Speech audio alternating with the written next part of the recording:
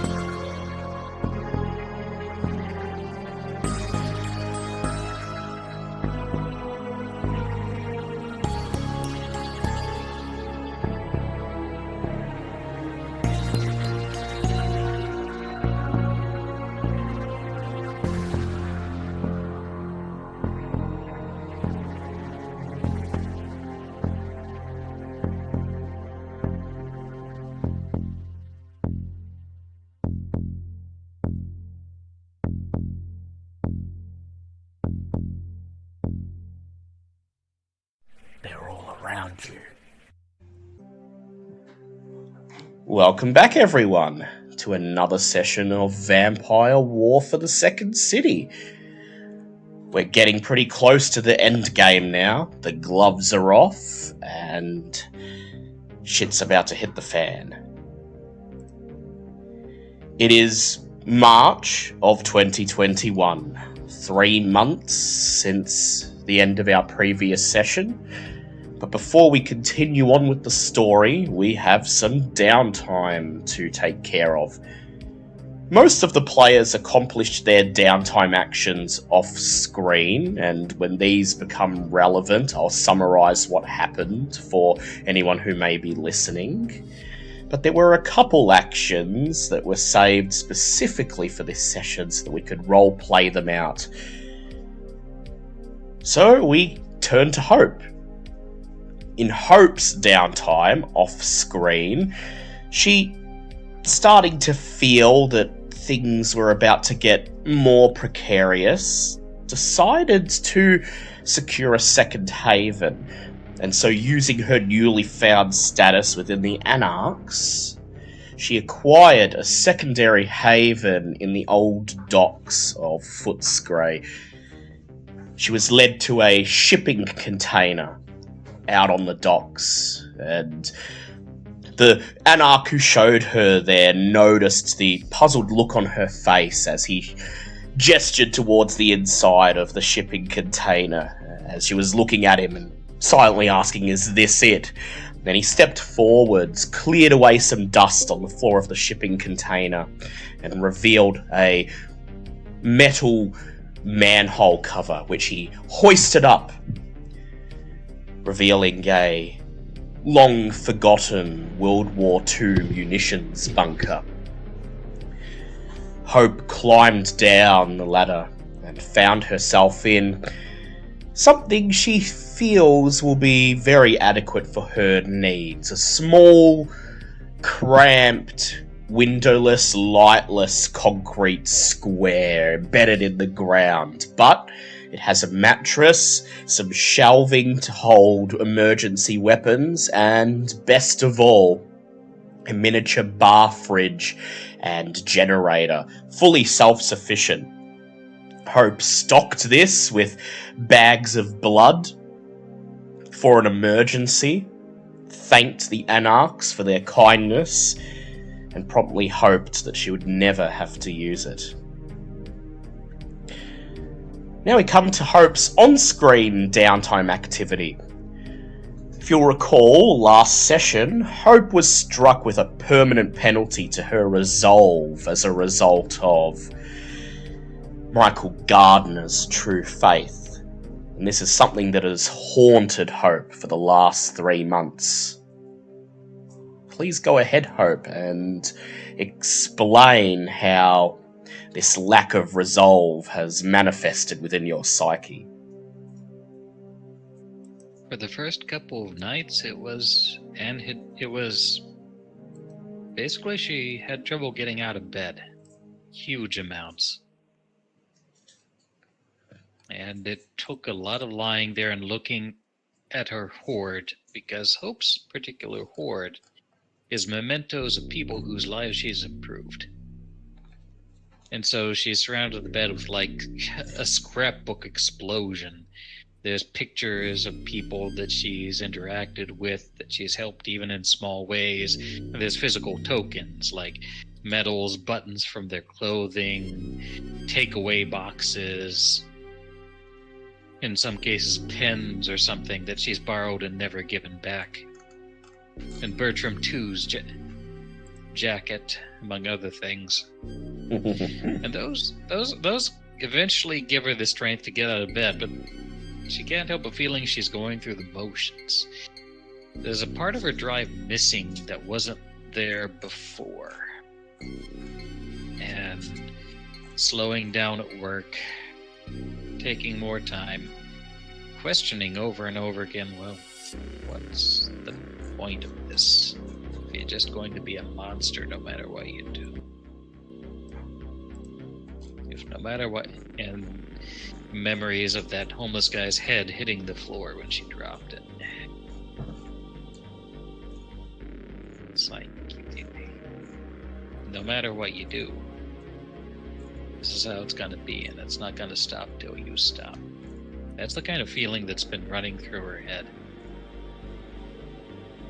And with it come memories. Memories of the last time she was going a monster. And that gives her an idea. It's a long shot. Oh, fuck it. Everybody needs therapy at some point, yeah? Yeah, even a vampire. So, she starts with a burst of energy that she knows she's got to maximize before it's gone. She goes online and starts searching for support groups, particularly ones that help trans individuals and children who have grown up with abusive parents. And she finds some solace in these communities. Of course, she can't reveal everything about herself. She can't reveal the specific circumstances that have led to her living life as she currently is. She can't reveal the exact mechanisms she used to conform to her true self, or explain why she perhaps happens to pass more than many of her peers. But the same pains and trauma are there amongst everyone in the community, and she recounts her story. And some of the stories are true. She grew up in a small town in the eastern side of California where it's all rural and conservative as hell. And her father did not understand that he didn't have a son, but a daughter instead. Various treatments followed, and she endured the best she could until she could leave that situation and flee to Los Angeles, working odd jobs in scrimping and saving to get by. trying to forget all the things her family put her through. To try and convince her that, no, you're Roger. You're a boy. Be happy with that. That story is true, and that gives an edge, and everything else is couched in generalizations. She was working repo when she's in repossessions, a job which entails confrontations with angry people. And she phrases the gardener incident as one where the guy literally called upon God to try and strike fear into her, and for a second there she was that fearful boy huddled next to the bed, hoping that Dad wouldn't get drunk again and come in with the bill. Even though she's a vampire, she's plagued by very human problems. And so,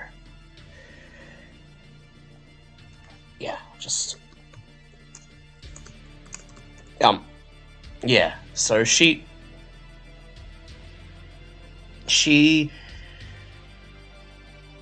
spends a few weeks immersing herself within this community, and then some of the members of the community start passing along recommendations for more active forms of therapy, support groups in her local area, people she can talk to face, that human connection that she can use to help come to terms with what she's facing.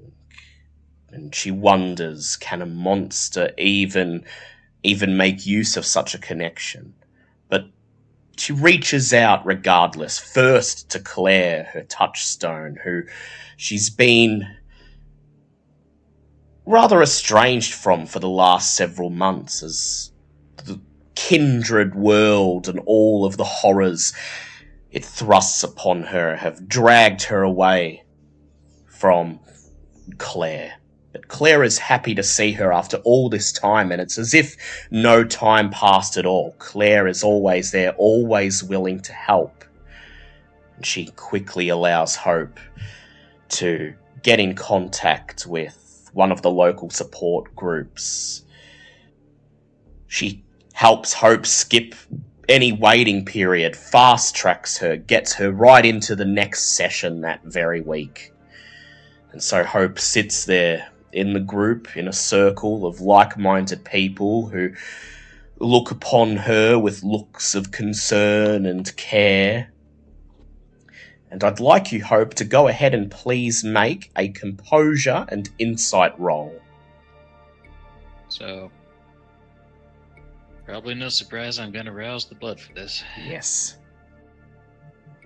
Hey, not hungry, so that's a start. Composure and insight. So, 6 dice to work with here.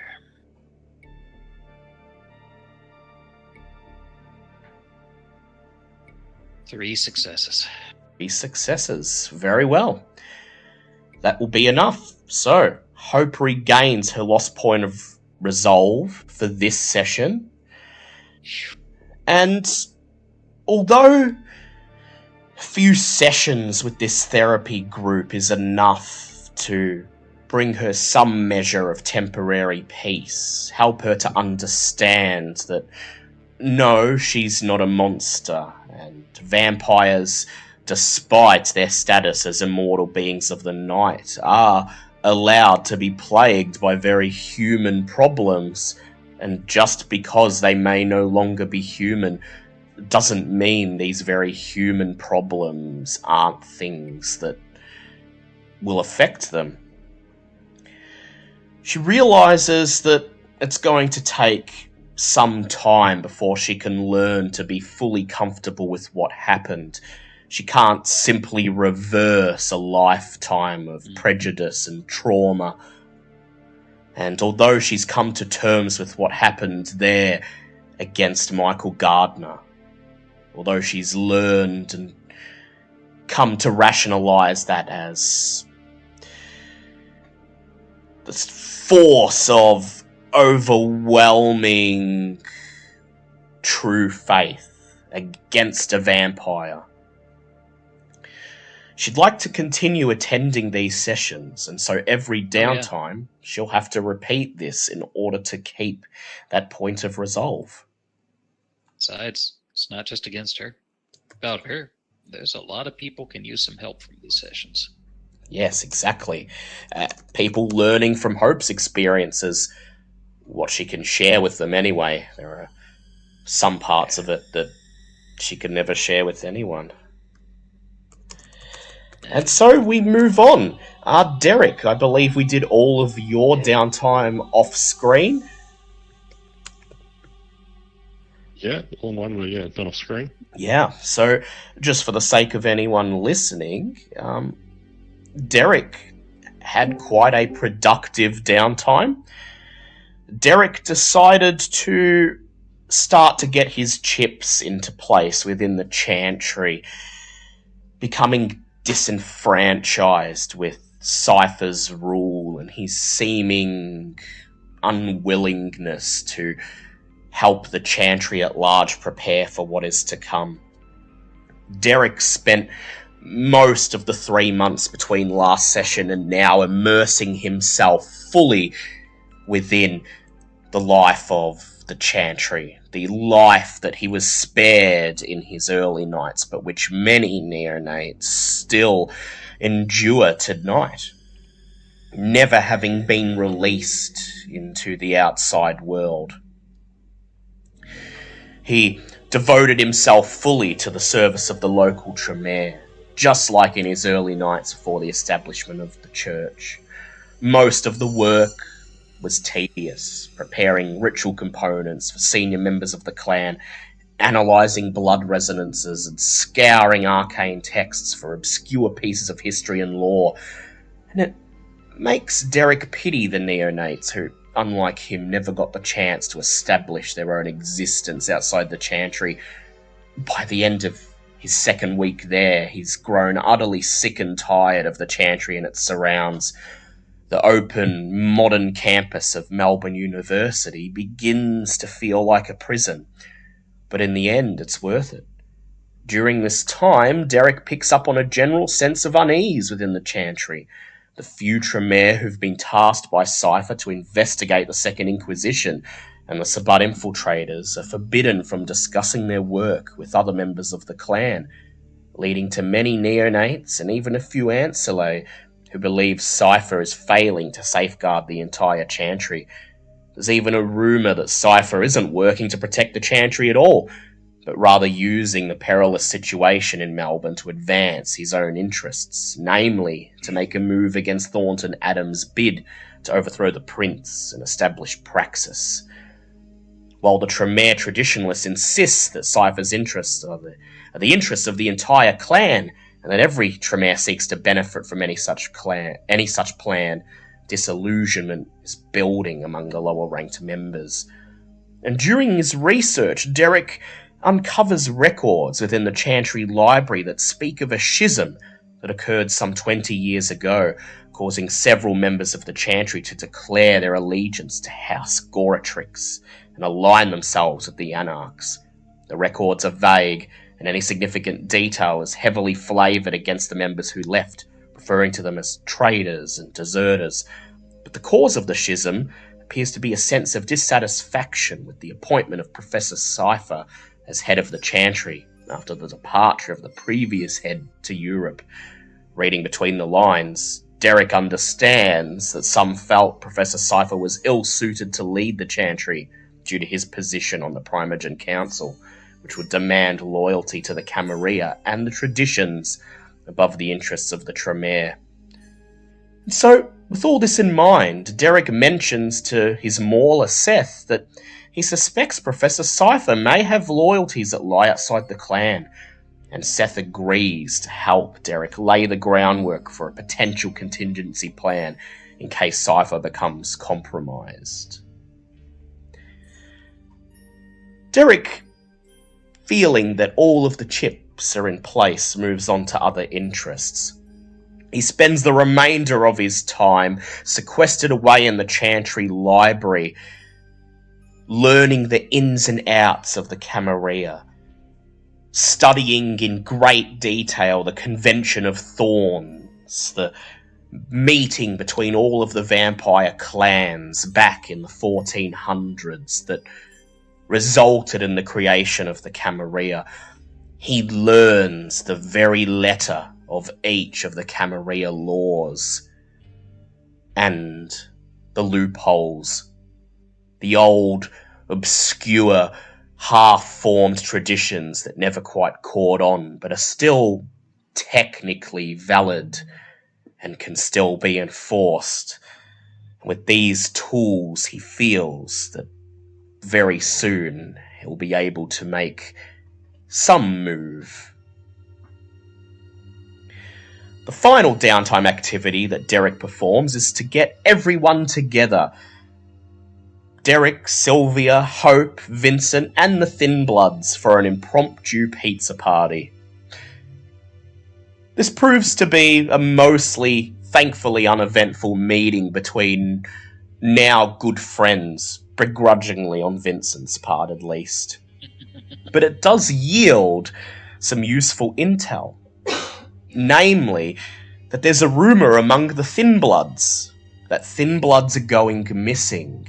It's thought that they've gone to ground, that they've realised the Second Inquisition doesn't know who they are and are planning to weather the coming onslaught. Hope that it wipes out the older vampires that oppress and prejudice them, and that they may be given a new blank slate with which to forge their own destiny. But Hope, ever the paranoid one, insists that something more sinister is at foot. There is a Sabbat fleshcrafter out there, one who was working with Emily and Slick's sire, and Hope suspects that these Thin Bloods going missing may not be dropping off the radar of their own accord. And so, the coterie enacts a precarious but clever plan. Derek uses a ritual that he recently learned to create a bloodstone, a sort of Tremere tracking device, an artifact that he can attune to and know instantly where it is. And then Hope, using her flesh crafting, implants this within Slick's body. The plan, essentially, is to use Slick as bait, have him talk up his Thin Blood alchemy skills, and hope whoever snatched his kin comes for him. And with the bloodstone in his body, waiting to be attuned to Derek, would be a simple matter to follow Slick to the location of the Sabbat enemy. Slick readily agrees to this, as ever, ready to fight anyone, though the coterie is sure to temper his expectations. Last time he tried to take out a flesh crafter, namely Hope, his plan was to just stick a knife in the flesh crafter's chest and be done with it. And so he's under... To be fair, it was a big knife. To be fair, it was a big knife. But this time he's under strict orders to be very careful and wait for the coterie's assistance. Sylvia helps Emily gain access to St. Vincent's Hospital as a physiotherapist, finally making good on the coterie's plans to use the Thin Bloods for infiltration. And here, working in the hospital, Emily plans to keep her eyes and ears out for any piece of intel she can find. She doesn't suspect that she'll be anywhere close to what the Second Inquisition may be planning to do with vaccines or any of their ongoing experiments, but at least being in the hospital, she'll be in the position to hear of any strange rumours and may be able to assist in other ways. And then, before we're done with downtime, we move to Vincent. And Vincent had a very eventful downtime too. Most of it was spent in Elysium, just hanging on the outskirts of the Ventru, learning how they conduct business, and for the very first time, not trying to talk himself up, instead simply watching and learning and waiting. He's a very good boy. And he's been a very good boy, and, well, when he learned that Derek planned to become familiar with the laws of the Camarilla, Vincent decided he would complement that by learning how to behave himself in Elysium, learning what to do, and learning from the example of those who are ostracized what not to do. And so, although no one hears him speak, although no one hears him talk himself up or butt into any of the conversations or respond to any of the Ventru barbs with barbs of his own, he comes away at the end of his month in Elysium having learned a lot, ready to play the game by the rules when the time comes. And knowing that in Elysium, playing the game by the rules is the most important thing, and the best way to play by the rules is to have friends and allies, Vincent decides to try to make up to the coterie for being a reluctant friend this whole time. The first target of his, shall we say, affections is Derek. Ash, would you like to explain how Vincent decided to make an offering of good faith to Derek to show that now, after all this time, he's decided where his loyalties lie? Well, Vincent being a, shall we say, down-to-earth, perhaps materialist person, felt that the best way to show his appreciation to Derek would be in the form of a gift. And what better gift for a Tremere such as himself than books?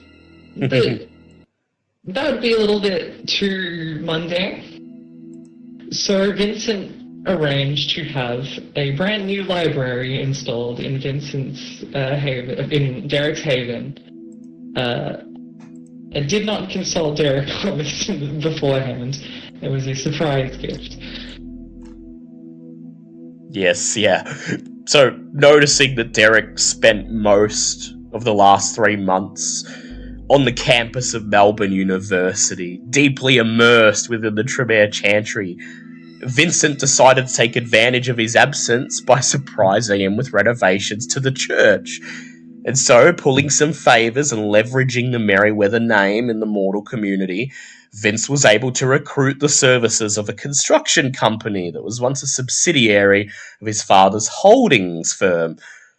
He spends a few nights visiting Derek's haven under the pretense of learning about his church, and while learning that Derek's inner sanctum contains far more hidden features than would be apparent from its rundown exterior, an old IGA supermarket, earmarks a couple of places where he thinks Derek would appreciate the additions. And so, about a week later, Derek returns from the Chantry to feed from his herd, and finds Vincent standing on the edge of the supermarket car park, loudly barking orders to a parade of tradesmen clad in high-vis vests coming to and from the old loading dock in the back. Without even waiting to see Derek's reaction, Vincent gives a flourish and reveals he has paid to have the old stockroom of the supermarket converted to a decadent library, complete with a collection of rare, out-of-print works that were extremely expensive to acquire. Derek, how did you react to this? Shock. Yeah, shock. Shock, disbelief that Pleasant surprise, of course. surprise,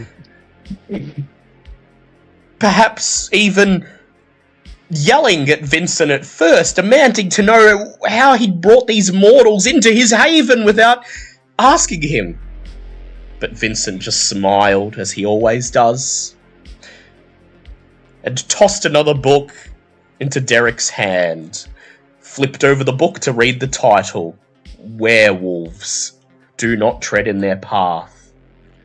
Another incredibly rare and incredibly expensive book. And so, reluctantly, Derek sighs and accepts Vincent's show of good faith. Finally, there's the issue of Sylvia. Over the last 3 months, you've seen little of Sylvia. She has withdrawn from Camarilla society altogether. Perhaps a wise decision. She is, after all, now a Diablerist. And while you were able to convince Squizzy and the court that what you did to Father Patrick was justified, no one mentioned that diablerie had taken place.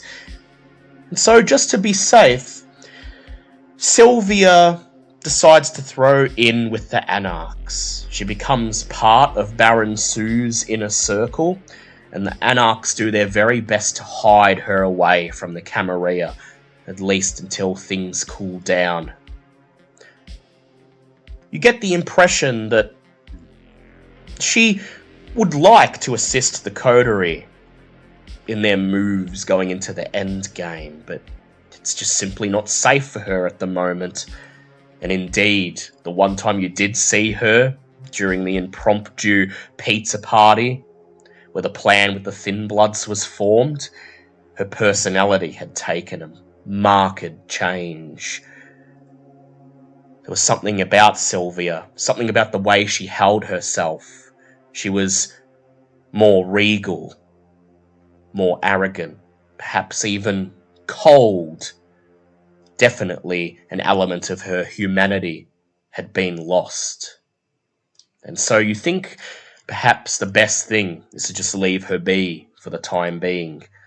Allow her to come to terms with those fragments of her sire's soul now residing in her body. So, give her time to digest. Give it time to digest. So, finally. Yes, Vincent? Vincent wasn't sure whether to be sort of galled by her new attitude or a little bit starstruck. I think, based on the off-screen interactions, he's had a little bit of both. What's the phrase? Got a bit of a chub from that. Yeah. So, with all the downtime stuff out of the way, we finally move on to the latest story. It is entitled Let Blood Boil. And tonight's episode is called Death on the Dance Floor. It is the 12th of March, 2021. The new year is in full swing, and Kindred life has continued on. Relatively normally. Sure, there are rumblings, rumours among the Anarchs and the Camarilla of things to come. Whispers of yet more disappearances on the fringes of Kindred society. Autarchus and neonates dropping off the radar here and there, fleeing the city, seeing the writing on the wall, or falling victim to something more sinister. The Australian government's vaccination program is in full swing, and the very first wave of vaccinations has been released to the public. You've all been watching carefully to see if there's any sign of any of Taskforce HARKER's interference, but so far you've seen nothing. Quick check on YouTube shows that Dusty, under the clear Dusty persona, has his anti-vax campaign in full swing, his face appearing on the screen, obscured in darkness, his eyes and mouth just barely visible, shouting, "Don't take the vaccines, they're untested. They're untested, there's studies, people getting blood clots and brain tumours, and if you were a mortal, this is the kind of thing you would laugh at and promptly mock all over your social media feeds." But Dusty may be doing some very important work. We'll see. So, given what happened on New Year's Eve, you've decided to spend some more time with the Anarchs. Squizzy seems to be doing nothing about the oncoming onslaught from the Second Inquisition and is obsessed with stamping out his Anarch foes. For helping Baron Sue, you all gained some status among the Anarchs and were formally sworn in as members of the movement. And so tonight, for the very first time, you've been invited to a rant. Oh, wow. Rants. Oh. Yes, Hope? Just a quick note. One of the things that wasn't covered during downtime, we don't need to, is that Hope made a new friend among the Toreador. Yes, so when that comes she's up. Going to drop a quiet word that the Second Inquisition may be planning to slip something in the COVID vaccines. Yes. It's probably best to feed carefully for the next few weeks. And your new Toreador friend, the Ancilla Maestro, who was once a very famous tattoo artist in the 1970s, in his mortal days, responds. He doesn't question what you say. He's come to trust you over these past few months. He simply mentions that amongst the Camarilla, amongst Squizzy's court, there's been no word of such a development, and this concerns you. Squizzy, Specs, and Martin, they have the same intelligence you do. They're working out of the same Taskforce HARKER playbook. Alright. So, rants. In other cities, where the Anarchs are allowed to operate freely, rants function as, well, the Anarch equivalent of Elysium. Usually, it's some kind of illegal rave or midnight party filled with mortals dancing the night away to serve as unknowing refreshments for the Anarchs who meet, discuss their business, and settle any disputes. Usually, these events are big and grandiose, and all of the Anarchs in the city attend. But in Melbourne, especially with Squizzy on the warpath, rants are more subdued. Only those who are trusted are sent invitations, are told where the rants will take place, and only a selection of Anarchs who actually have business to discuss are in attendance. And so here we are. It's just after 11 p.m. at night, at an illegal rave in an abandoned apartment block in the run-down industrial suburb of Newport. You are enjoying yourselves. Music echoes from one room to the next as garish disco lights flash and strobe, and the air smells of sweat, alcohol, and vomit. The walls of the apartment block are peeling with signs of damp and gang tags that have been sprayed everywhere. The people partying are a diverse mix of ages and ethnicities, all enjoying the thumping bass of the grime music and are dressed in stylish sportswear, contemporary raver apparel, gold jewellery, leather punk vests. All sorts of ensembles from a mixture of different subcultures, all together in this melting pot of noise and activity. Drugs are being bought and sold. Plumes of nauseating nicotine vapour diffract the beams of multicoloured light, and people are drinking and flirting. This is a far cry from Elysium, and so I must especially ask of Vincent. Vincent, what are you doing here? How do you feel? And most importantly, how have you decided to dress for this occasion?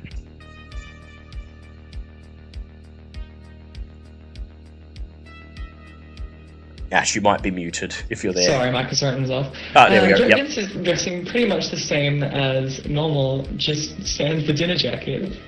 Yeah. The shirt has a couple buttons down, and that's about as... He's just like, Oh my god. undone the top 2 buttons to reveal a little bit of the undershirt.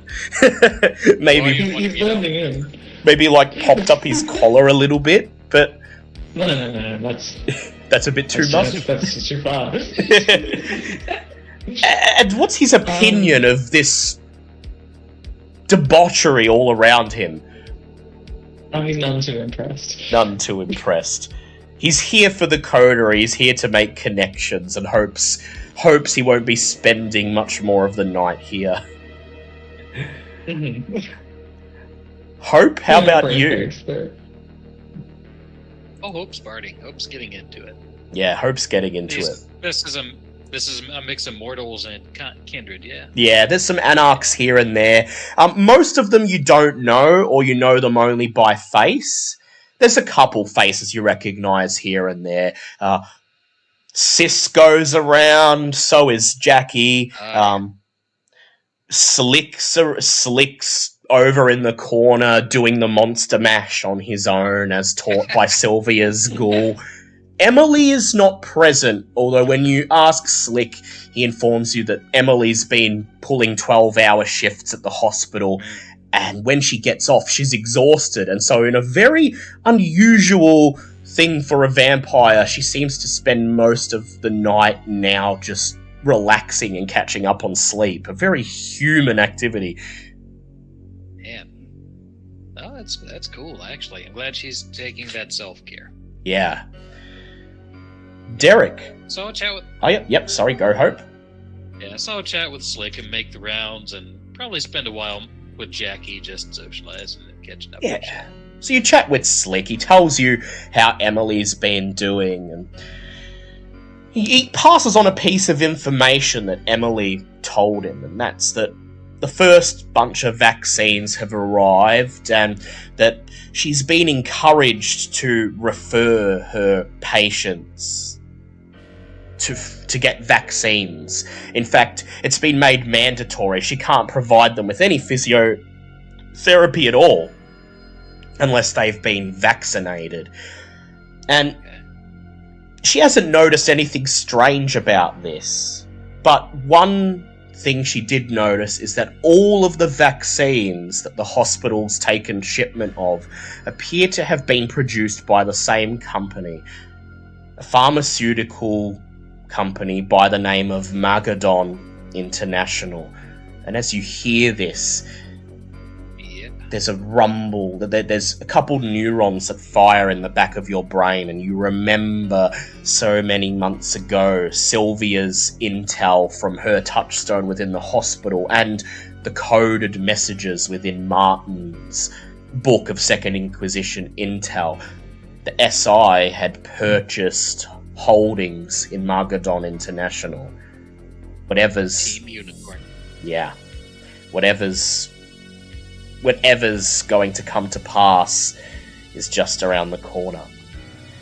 And yeah, so Cisco and Jackie take you aside, show you how to dance like a real anarch, and you spend most of the night just enjoying yourself a lot more than you would at Elysium, and for the first time in several months, Hope feels like she is truly free. Derek, this is not your scene either, I'm assuming. Yeah, not normally, no. So how are you coping with things? He's probably a little awkward, yeah. It's like he was beginning to somewhat get used to like the rigid social statusness of Elysium, and then now this, it's like this is completely different to that. Yes. I don't know how to react. There's almost no social hierarchy here at all. It is just hundreds of mortals dancing the night away in a rundown apartment block with a handful of kindred milling about, chatting to each other, and supposedly conducting business, but mostly just using this as an excuse to let their hair down. So, as we begin, Derek, I would assume that the first thing you would have done after awakening was feed from your herd, so you can stay at one hunger. Yeah. But Vincent and Hope, I'd like you to go ahead and make a rouse check to see if you got hungrier when you awoke this night as you spurred the blood to animate your dead corpse bodies. I failed. Failed. And I succeeded. succeeded. So Vincent, you were at hunger 2, and Hope, you were at hunger 1, just like Derek. So you'll have ample opportunity to feed at a place like this, but you're not feeling that hungry yet. Vincent, you're starting to feel the beast rumbling within you, telling you maybe you should start putting your attention to hunting, but you look around and see the caliber of refreshments on offer at this place, and you shudder at the thought of polluting your body with any of them. I think that's also the thing that gets to Vincent the most about the rant, is that the Anarchs are spending their time around mortals for non-purely productive means. Yes, Just kind of choosing to do it. it's almost as if they're enjoying just partying with the mortals, which is something that's Yeah, it's completely fucked up, alien right? to Vincent, yeah. So I would like each of you to please go ahead and make for me a charisma streetwise check. And Vincent and Derek, you get 1 penalty dice each, because you've said this is not your scene. Yeah. Although, Vincent, you This can add is your ore better. to this if you like. Okay, cool. I also still have. Do I have a drug bonus? Yes, you currently have a drug bonus. Okay. You've got basically what you got from the downtime actions. You've got the same Cool. resonance and Let's the still drug apply the bonus. social rolls, so that's a 2. I'm assuming status doesn't matter, right? Oh yeah, yeah. You can throw your anarch status in if you want. No reason not to. So it was charisma streetwise, wasn't it? Yep, plus your anarch status, and well, you don't get your anarch status because you get a penalty die. So Yeah, It balances out. It just balances it out. yeah, Oh, actually, I'm gonna add dice to that. 3. So we've got 5 so far. And how'd you go, So Derek? actually, yeah, okay, I got 2. 2. Yep. And how'd you go, Derek? 3 successes. 3. Okay, so 8 successes altogether. I was hoping for a minimum of 6, so that's good. So, despite the fact that this is not Vince or Derek's scene, you notice you don't seem to stand out too much. You draw a couple of looks from some of the mortals, but the Anarchs, if they've got any judgments to make, they keep them to themselves. The Anarchs here have heard what you've done, and, well, for the most part, they welcome you as friends. They pull you aside, dance with you for a bit, and share some of the rumours that are flowing around the Anarch community and discussing their business. So is there any intel in particular you'd like to glean from the Anarchs?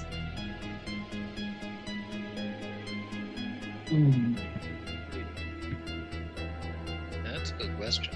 I hadn't given up much Yeah. thought. Yeah, neither did I.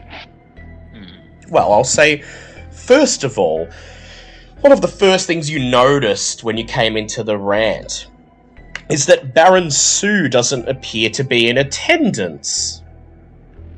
This is... You would assume this would be strange. Your experience with Elysium has made you believe that any gathering of kindred discussing business, well, surely the leader would have to be there.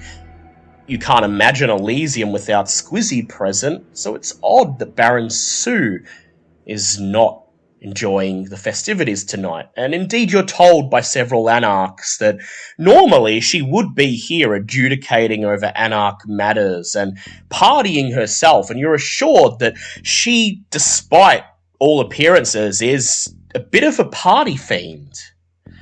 And the reason she's not present tonight is she's discussing matters of utmost importance with the Anarch warlords. Most of the Anarchs assume this has something to do with Squizzy and his oncoming plans for war, though none of them are aware of any specifics. Alright. I guess I'll listen for any hot rumors that are going around. Yeah, Yeah, alright. consider that, Looking- especially about the aforementioned, yeah. Yeah. So, yeah, you spend several hours just trying to go with the flow, dancing to the music, drifting from one Anarch to another, learning a few people's names and faces. And you learn something concerning. One of the Bruja, one who professes to be a friend of Sage. She calls herself Natasha. Says that Sage has been out of contact with her for several nights now, and while she's a member of Baron Sue's inner circle and often spends several nights attending to the Baron's business, she always makes sure to touch base with those she calls her friends. In fact, most concerning of all, Natasha has even heard that the Baron has been asking around for Sage's whereabouts. Presumably, she's been out of contact with the Baron too.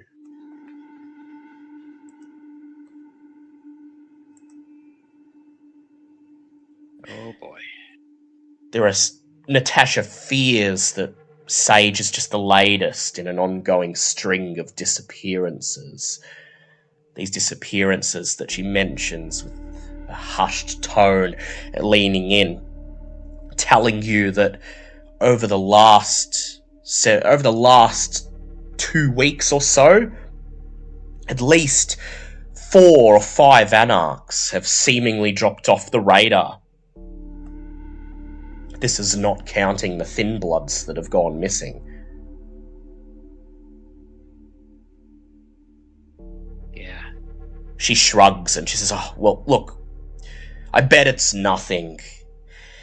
Squizzy's on the warpath, and, well, I always thought Sage would be one who'd be willing to stand and fight, but, you know, if self-preservation instincts kick in, what can you do? You gotta go to ground. It's what us Anarchs have something's learned wrong. to do over the last few decades." Something's wrong. Toss me your number. If I find out what's going on, I'll call you, okay? Text me, Natasha- sorry. God, what am I, a boomer? Text you. Natasha brushes a lock of blue hair out of her face. She squints in the dim, flashing light of the rave, scribbles down a number and hands it to you, and she says, "Look, if you do get in contact with Sage, just let me know she's okay." I'll promise I will. So you meet up with the others, Hope. Tell them what you've learned, and you're about to withdraw to a more quiet part of the rave and discuss the implications of, well, these disappearances are concerning enough, but Sage is a friend of the coterie, and you all get the impression if she was going to flee the city or hide, that she would have let at least one of you know. She wouldn't fuck over Jackie like that. She definitely would not, and in fact, you see Jackie just dancing away, her purple sequined dress glittering in the strobe light. She's surrounded by a throng of mortals. All of them appear to be drawn to her as she gives off her Toreador charm. And although she seems to be enjoying herself, all three of you notice, now that you've got reason to think of it, there is something in her face. Her smile seems slightly forced. There's something on her mind.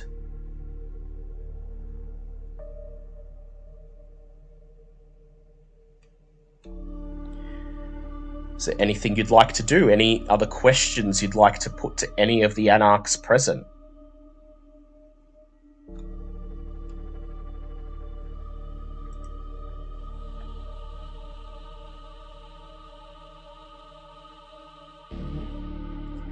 Honestly, I think Vincent's a little bit checked out from all of this. Yeah, Vincent's checked out. He just, he wants to leave. And so, you all agree that this is concerning. You'll try not to mention it to the other Anarchs, as you don't want to cause any undue hysteria. Maybe you'll wait for the Baron to arrive. Maybe take it up with her. But you never get the chance to do this. At 11:30 p.m, a terrible scream cuts across the loud music and reverberates through the apartment building. A terrified female scream. Everyone hears it, and instantly there's silence. The music stops playing. The mortals stop dancing. Puzzled, concerned murmurs start to surge through the crowd. And the kindred present exchange worried glances with each other. A woman with short brown hair comes running out of one of the nearby abandoned apartments.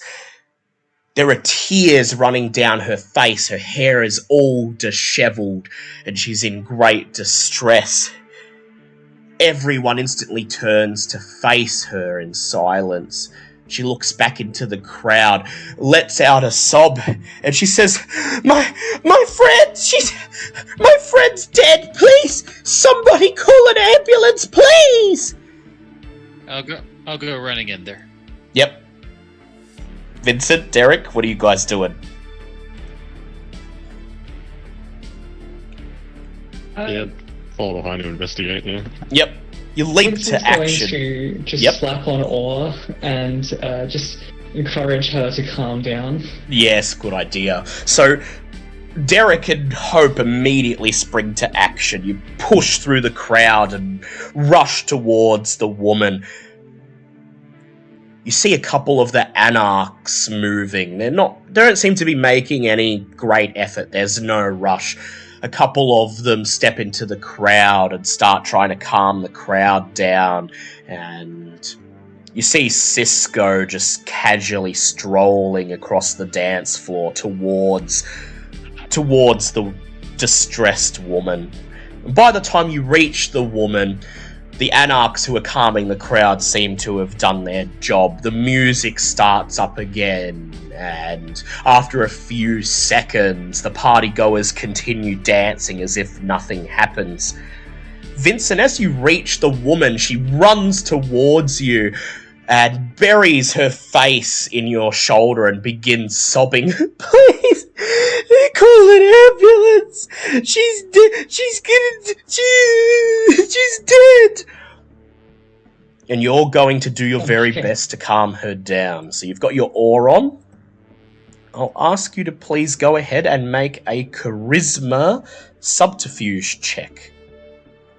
While I do that, Vincent is immediately pulling her away from him firmly, but not harshly, and holding her by the shoulders and looking her in the eyes and saying, "You need to calm down."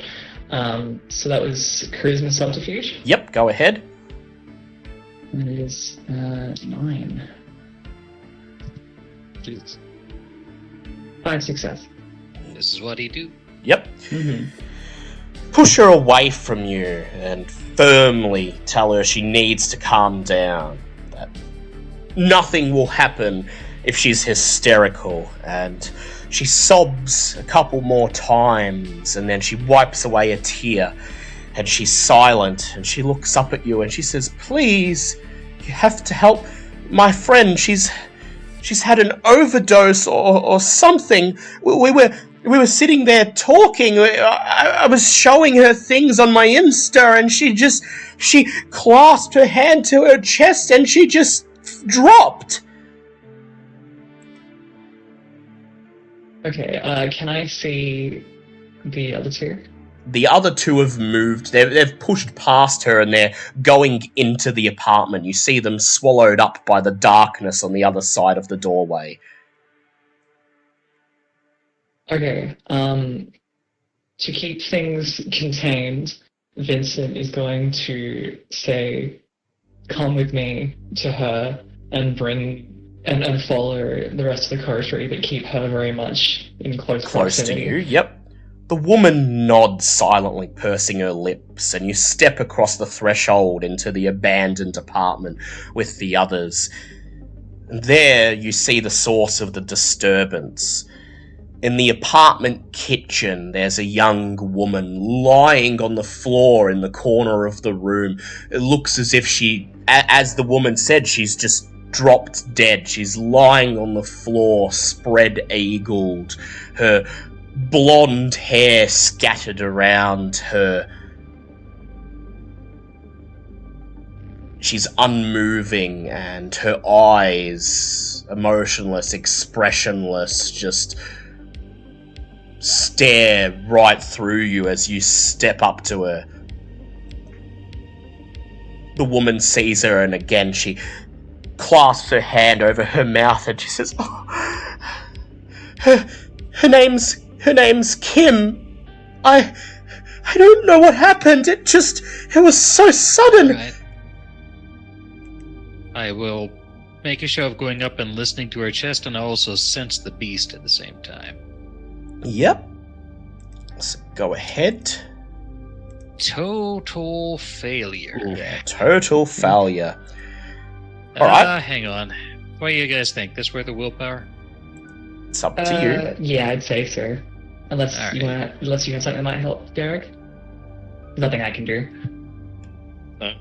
Hard, but yeah, I was thinking of using my new heightened senses. Yes. Oh, you can, Well, yeah. Yeah. 2 successes after willpower. Okay. There So- beast in there? You lean over her, making a show of checking her pulse, checking her heartbeat. Sure enough, she's dead. There is no heartbeat, and her beast, because even humans possess a beast, although it's a mere puppy compared to what lives within you, is gone. It has departed. You do notice a strange tint on her skin, the lingering presence of something supernatural, marking her as having been recently touched by the beast. And sure enough, when you examine closer, you find on her neck a wound, which is clearly a bite mark. It looks to be quite old. The flesh around it is starting to grow necrotic, dark grey in colour.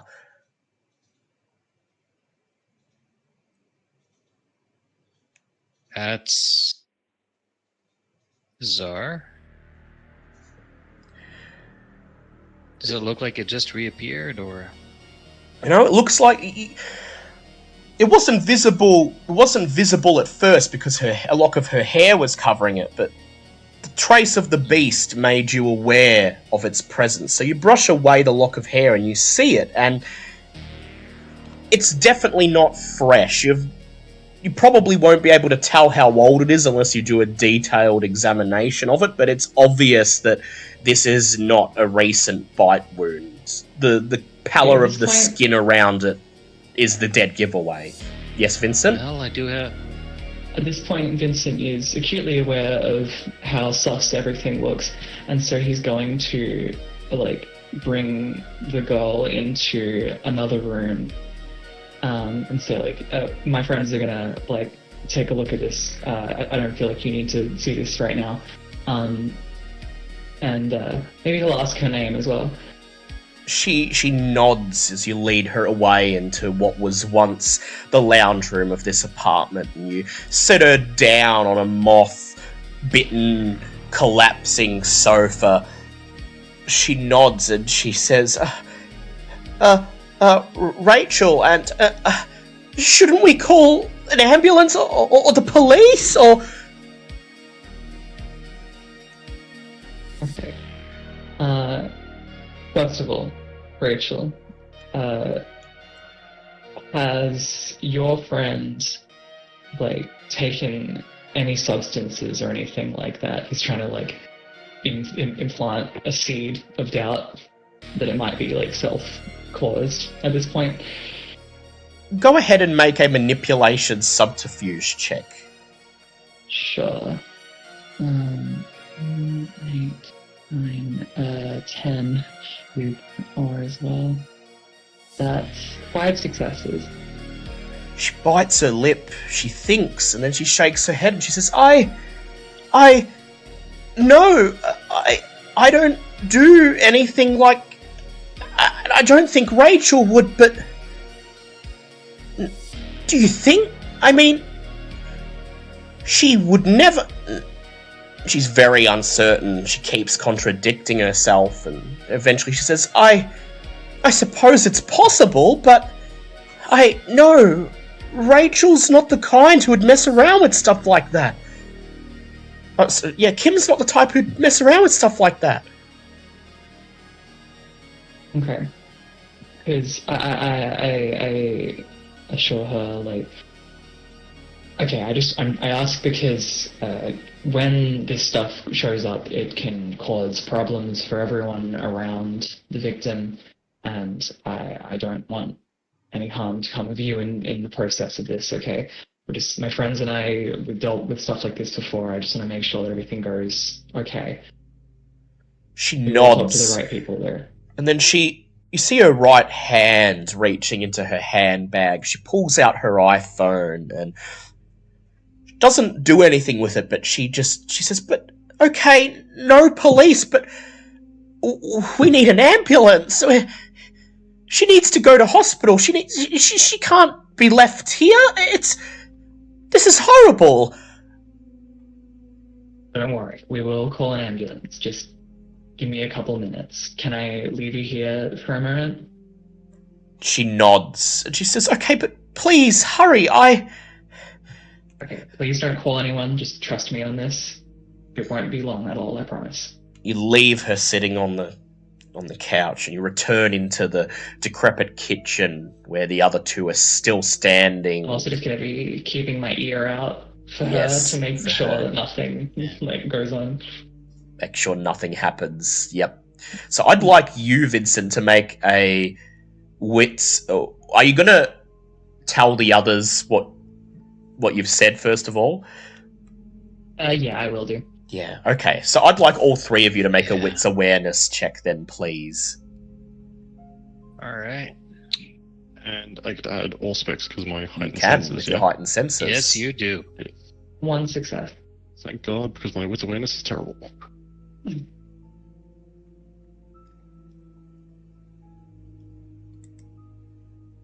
Yeah. 2 from me. 2, yep. 3 so Oh, this will be far. interesting. Bestial failure. Oh, right, okay. Yeah. We'll get to that in a moment. Oh dear. With 1 Well- Too much noise. Well, so... Yeah, you turn on heightened senses to boosh, boosh, boosh. Yeah, so Oh fuck. Vincent and Hope, you stay on guard. For now, all you hear is the music pulsing from outside and the people dancing and enjoying themselves once more. And Derek, you decide, well, you know, with your newly honed senses, you might at least be able to hear if the girl in the other room starts to use her phone. And so you summon the blood to use it to hone your senses, and immediately you're blasted with a cacophony of music. The pounding bass beats into your ears, shaking your entire body, and your beast roars in displeasure and hunger. You clasp your hands to your ears and you keel over. And as you keel over, you end up locking eyes with the dead woman on the floor. And as you do, your beast roars. And suddenly the cacophony of pounding music stops. And a premonition takes over. You look around. The music has been replaced with the sound of running water. You appear to be standing on the very edge of a riverbank. Your feet clasped onto the wood of a jetty. In front of you, you see a gondola bobbing in the water and a second gondola slowly moving past, a man dressed in a bright red robe rowing the oars. A young couple, a man and a woman, sit in the gondola, leaning closer as they come parallel to you. They lean in closer for a kiss. Where are you? The buildings around you are very archaic. The architecture is almost certainly not modern. And just before the premonition fades, you catch sight of someone standing at the edge of the jetty, stepping down into the gondola there. A man dressed in all black, wearing a white mask with a long beak-shaped apparatus. A plague doctor. The premonition fades, and once again you're staring into the face of the dead woman.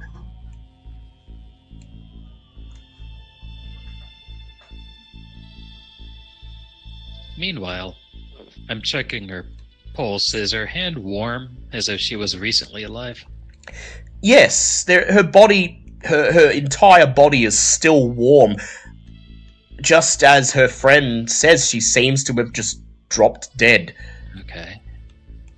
Human. Definitely human. But there's something on her neck that's concerned. I look around and Derek's like right there. Yeah. Yeah.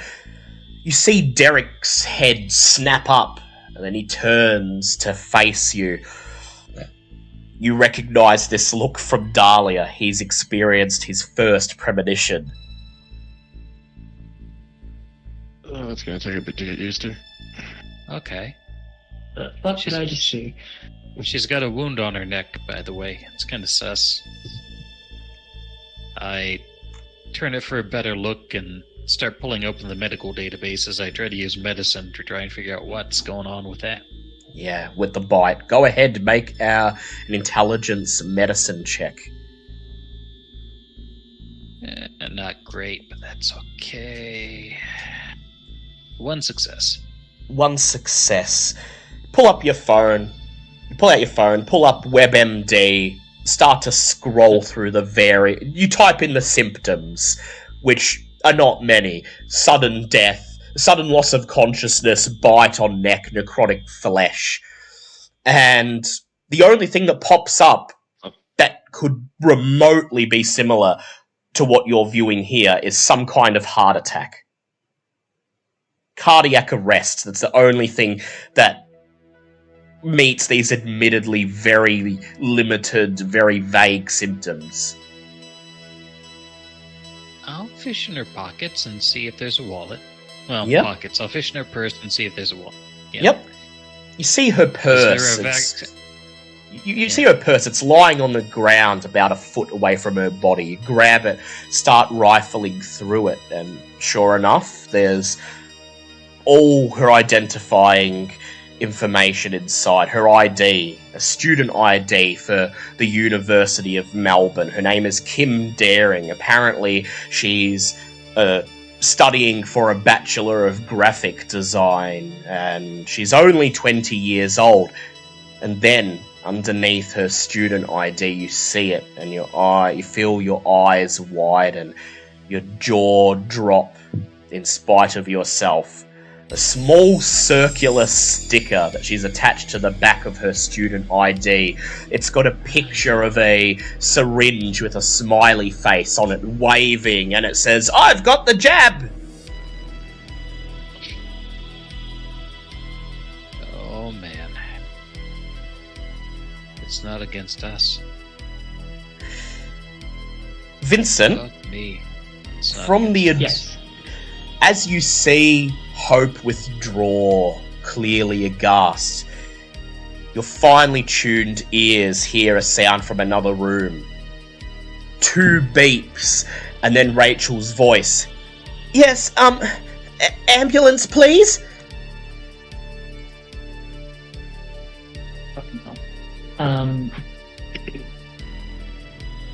Okay, obviously I'm going back into the room, and I am going to...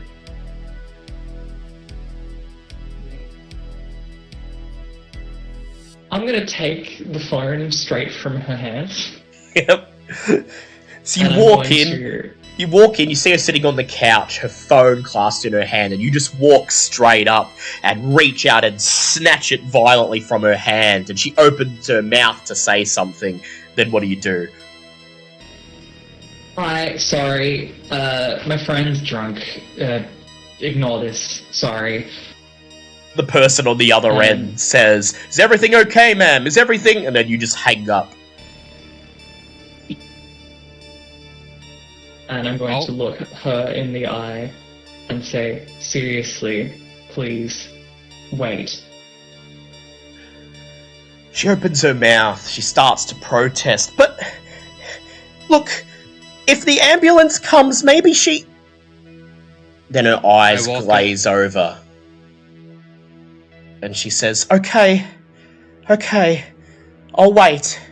I won't call anybody." Thank you. And I pocket her phone. Slide her phone into your pocket, and under the domination, she appears to not even notice that you've taken her phone. Hope? All this has taken place in the space of minutes, yeah? Yeah, yep. I'll head back. We need to make her forget. I'll take care of it. And I'll Give her a look. put my arm around her. Follow me, will you? We need to talk about something. Yeah, so as Vincent leaves the room, Hope comes in. You exchange a glance, and then Hope steps over to the girl, wraps her arm around her shoulder, and Rachel looks at you, Hope, and she says, I'm not going to call anyone, I promise. I promise, I'm going to leave it all to you. I know. We've got this. And I'll lead her out of the apartment. We've got this. Why don't you dance and forget? She looks Just back at last you. the next few minutes away. And I'll say, yeah, Kim will be along shortly. Out And there, I'll pat her on the back. out there, standing in the alleyway outside the building, you impart your command, and she looks at you, a blank expression on her face, and then she looks around, realizes where she is, and she nods, and she says, Oh, I told Kim I'd meet her at the front. Sorry. And then, growing red in the face, she turns and dashes back into the apartment building. And I feel terrible. Vincent doesn't, but I feel terrible. Yeah. I'll walk back Vincent in. is going to turn to Derek at this juncture and ask what just happened with the whole vision thing. He's not seen this before. So then gives a sort of archaic recollection of what he saw about the river and the 2 people and the plague doctor. Okay.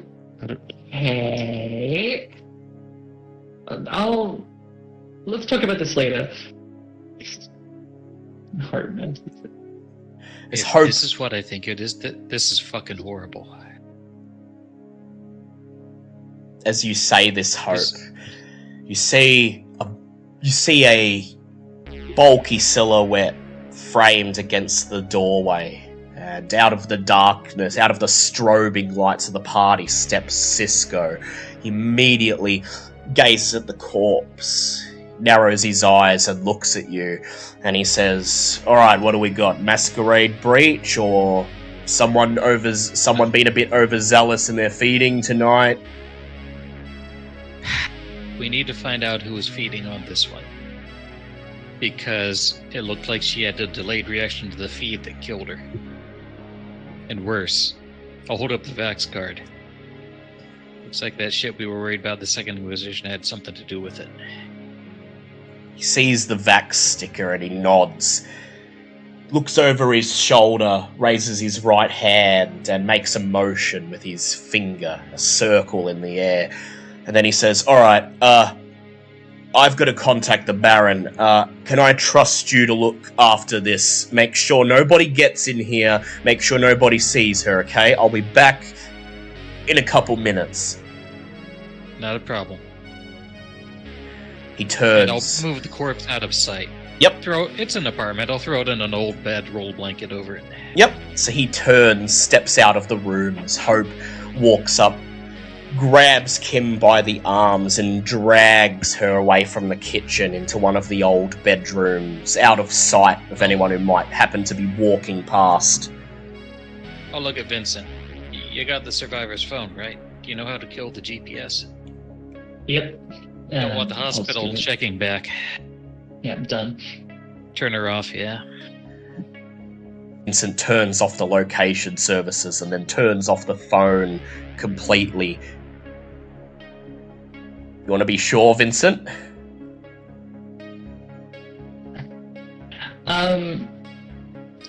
Off should be fine, I think. Yeah. So just make sure the phone's turned off, slip it back into your pocket. Derek, anything you're doing?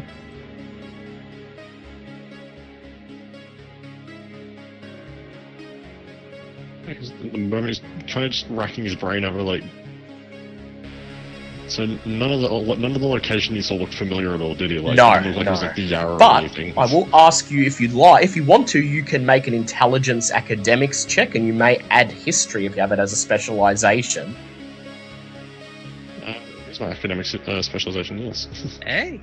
While this is going on, I'll search the purse for the lady's phone and see what I can find from it. Sure. Go ahead and Hope, make an intelligence investigation check. And how did you go, Derek? Just adding up my die.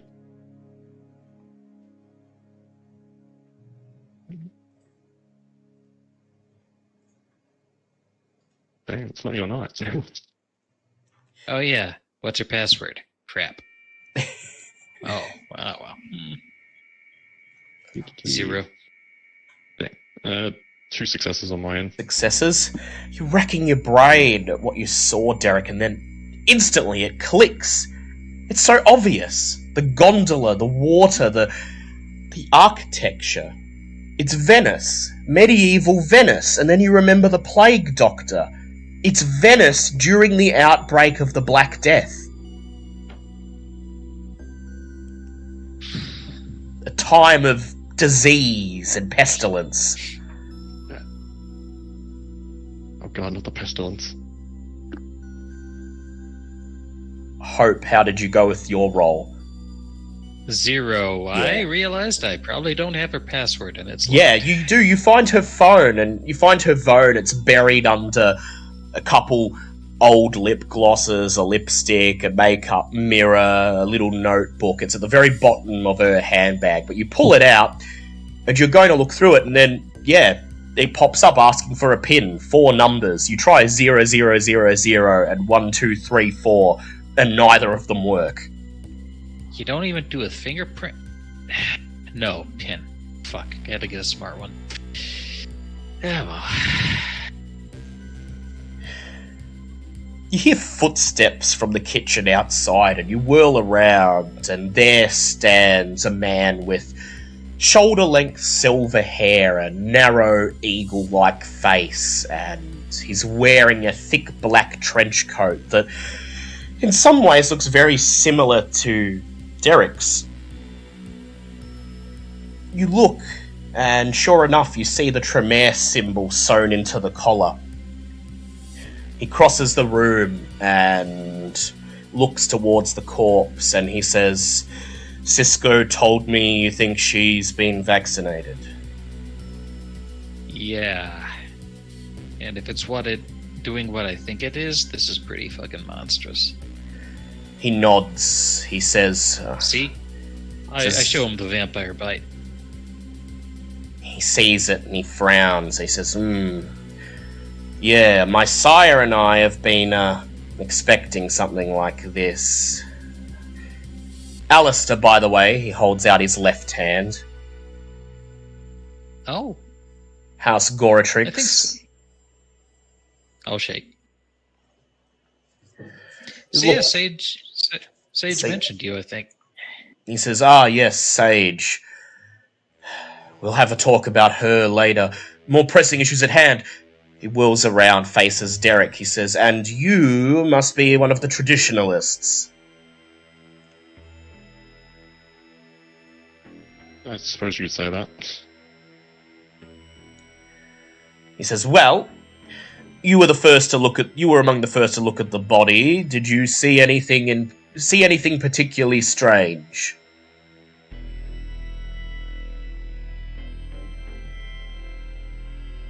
Other than having a vision of Venice during the Black Plague, no. He nods. You see no other reaction. You can't tell whether he's surprised or if he was expecting this. He simply nods. He looks down at Kim's corpse, the bite on her neck, and he says, alright, very well. I'm sure Cypher and his lackeys have taught you how to procure blood. Would you be so kind as to procure some blood from her, please? Do not touch the skin, if at all possible. I reach into my purse and hand you a pair of rubber gloves. Just as if you were preparing for a ritual, my friend, he says. Then I'll stand back. Yeah. So, Derek, if you'd like to do that, I'll ask you to go ahead and make a Resolve plus Blood Sorcery check. Okay. And it's very curious about this.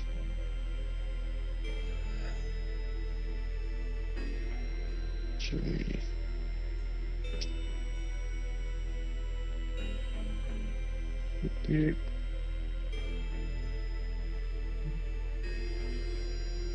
Three successes. Get down on your knees and take the instrument that Alistair offers you. Use it to pierce a hole on the woman's neck and magically extract some of the blood, taking great care not to touch her, just as he advised. Only a drop is needed. Once the blood is sitting, get the little receptacle on the end of the instrument, you hand it back to him. He nods, takes it, and then drops the blood down onto the palm of his left hand. He clasps his fingers over it and shakes his hand in the air. Then he opens his hand, stares at the palm, and he nods. Turns towards Hope and he says, "You were right." Oh, God. He says, "Definitely something in the blood that's not supposed to be there. Something that is, dare I say it, particularly toxic to Kindred." And as he says this, he instantly wipes his hand on the side of the bed frame, rubbing furiously to get the blood off his palm. "Don't drink from her, whatever you do, and do not touch the skin. Again, I must express how important this is. Do not touch the skin."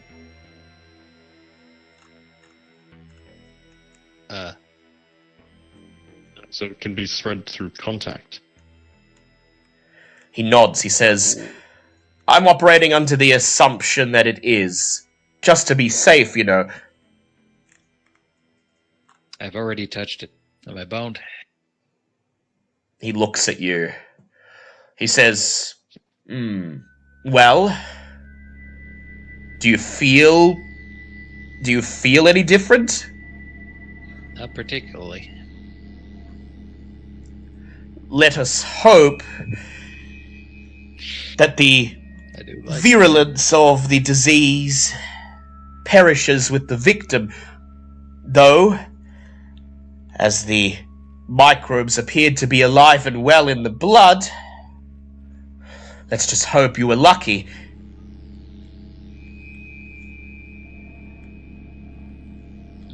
He says, "Forgive me, I'm rambling. I'm used to speaking to my sire about this. We've been looking into the possibilities that something would happen with the vaccines, and as I understand, you have been as well to some degree, but I'm sure most of what I'm saying is going right over your head." Makes sense so far. We've been trying to get a lead into Magadon. They're the group that seems to be making these and spiking them. Alistair nods and he says, "Right, Magadon. We'd not come by that particular piece of intelligence. That will be useful later, I think. For now, we have to get a handle on, well, I believe," he gestures at the dead woman, "we have patient zero, as it were."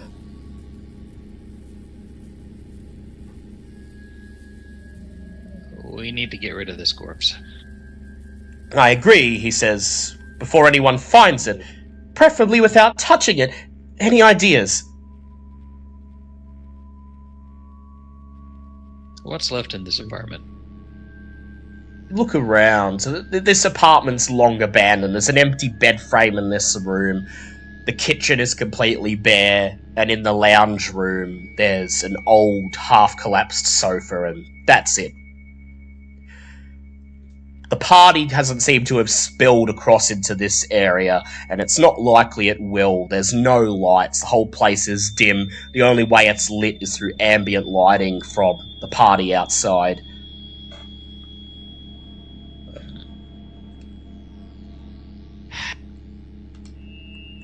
We could stick her in the sofa and carry the sofa out. Nobody will look twice. It's a bunch of goofballs in a party. Moving the sofa. Alistair nods. And of course she'll be found at some point, hopefully a long time from now, but by then I would say the pathogen is no longer a danger. Alternatively, he turns to Derek and he says, "By any chance, do you have the ability to melt flesh with your blood magic? I'm afraid I skipped out on that one." I can, yes. He says, "Oh, well, that would leave no traces and would probably be the best way to ensure the pathogen will not spread, but I'll leave it up to you. Excuse me," he says, "I must return to Cisco and tell him the bad news. The Baron will want to meet with you very soon, I would imagine. But for now, just focus on making sure this body is gone and nobody misses her." He turns and steps out of the room back into the pulsing music. I'll pull on another set of rubber gloves. Okay, let's do this in the bathtub if you're gonna melt her. It's entirely Some up to proper, you. like Walter White shit. Yeah. Do you want All to right, do you get that? her feet, I'll get her hands. That seems like better than trying to smuggle a sofa. Yep, alright. As I said, we're going with getting rid of her. Yep, alright, well, I this mean- seems... I mean, like you said, this is probably the best way to leave no traces, but that said, Yeah. do keep in mind that rouse checks will be required, and you've seen enough now that you probably feel that feeding might be difficult to do in a pinch. Well, how hungry are you, Derek? Only one, so depending on how much blood I need to make. Alright. Well, if need to, you can chomp off me. Alright. So, hope grabs the woman's legs as Derek grabs her arms, and you hoist her. Vincent makes no effort to help. Yeah. What is Vincent doing through all this? He's probably just like, I knew I shouldn't have come here tonight. Yeah, pretty much. He's just sort of watching and sort of grimacing a little bit. Supervising. You're Yeah, supervising. exactly. He's supervising. Actually, you're guarding the door to make sure that nobody walks in when they walk her. That's probably... That's what he's making to be doing. Yes. But really, he's just keeping his hands out of Vincent's just standing in the doorway, keeping his hands to the side of his body so they're not touching anything. So, Hope I'll toss her and... phone into the bath as well, so it'll melt too. Yeah, that's a good idea. So Hope and Derek, you carry her across the apartment into an old bathroom. The tiles are cracked, caked in grime. Dump her in the bathtub and she lands with a loud thud. And then you grab her handbag, her student ID and her phone, toss them in with Derek. In order to melt all of this stuff, a full body plus all of her personal effects, it's going to take 3 rouse checks, but this is a level 1 discipline, so you get a re-roll on each of those rouse checks, which means you get to roll them twice and take the lowest. Yeah. That's not too bad. Alrighty. So, first check. Oh, the first roll, that was a success, so I don't need the second roll. Yep, go ahead, do the second one. Second check. Ooh, second roll is a success. Ooh, lovely, so hopefully the third will... Third one. Also a success. Ooh, lovely, nice. Derek's been eating well off his hurt. So Derek Yeah. brings his wrist to his mouth and bites, drawing blood. Then he recites the incantation under his breath and flings the blood into the bathtub. The woman's flesh begins to sizzle and hiss as the blood eats into it, melting it. She begins to bubble and warp like plastic in the heat. And Sorry, Kim. are you gonna watch Hope? Yeah. It'll take a while. It'll Derek- take a while. Derek splashes more blood onto the body. The flesh continues to burn and sizzle. Hope, you feel slightly sickened as Kim's skin splits open and you see her flesh and bones underneath begin to break apart as Derek's blood seeps into them. I'm gonna turn away. Turn away and let it do its work. Hearing Derek muttering under his breath, hearing yet more hissing, occasional sick squelching sound. Out in the main room, Vincent, you're keeping guard, and you sigh as you hear the sound of female laughter, and you see a group of 3 girls, each of them wearing brightly coloured bodycon dresses, drunkenly staggering towards your direction. Hold on, Michelle, says one of them. There's a toilet through here, I think. You see it's 2 girls, and they're each holding up the side of a 3rd girl who's laughing as she staggers across the room. She's red in the face and she's going, I'm about to piss myself. Oh, Jesus Christ. Vincent activates Daunt. He activates Dawn. They step towards you and they see you standing there and they stop in their tracks. Their laughter immediately stops.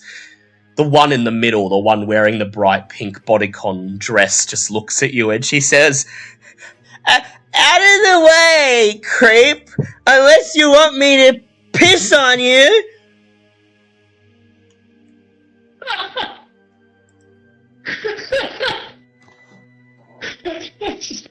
Sorry.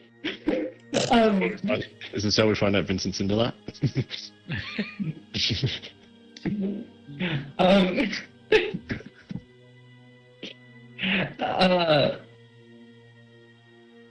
Vincent just looks her dead in the eye and says, I really wouldn't do that if I were you.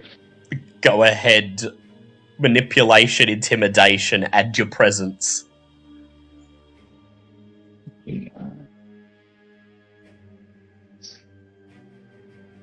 6, 7, 8.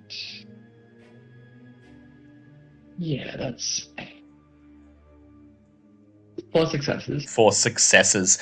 The woman looks back at you, red in the face from drunkenness and indignation, and she loudly shouts, "What the fuck is your problem?" And then one of her friends grabs her as she starts to walk towards you and says, "It's okay, Michelle, it's okay.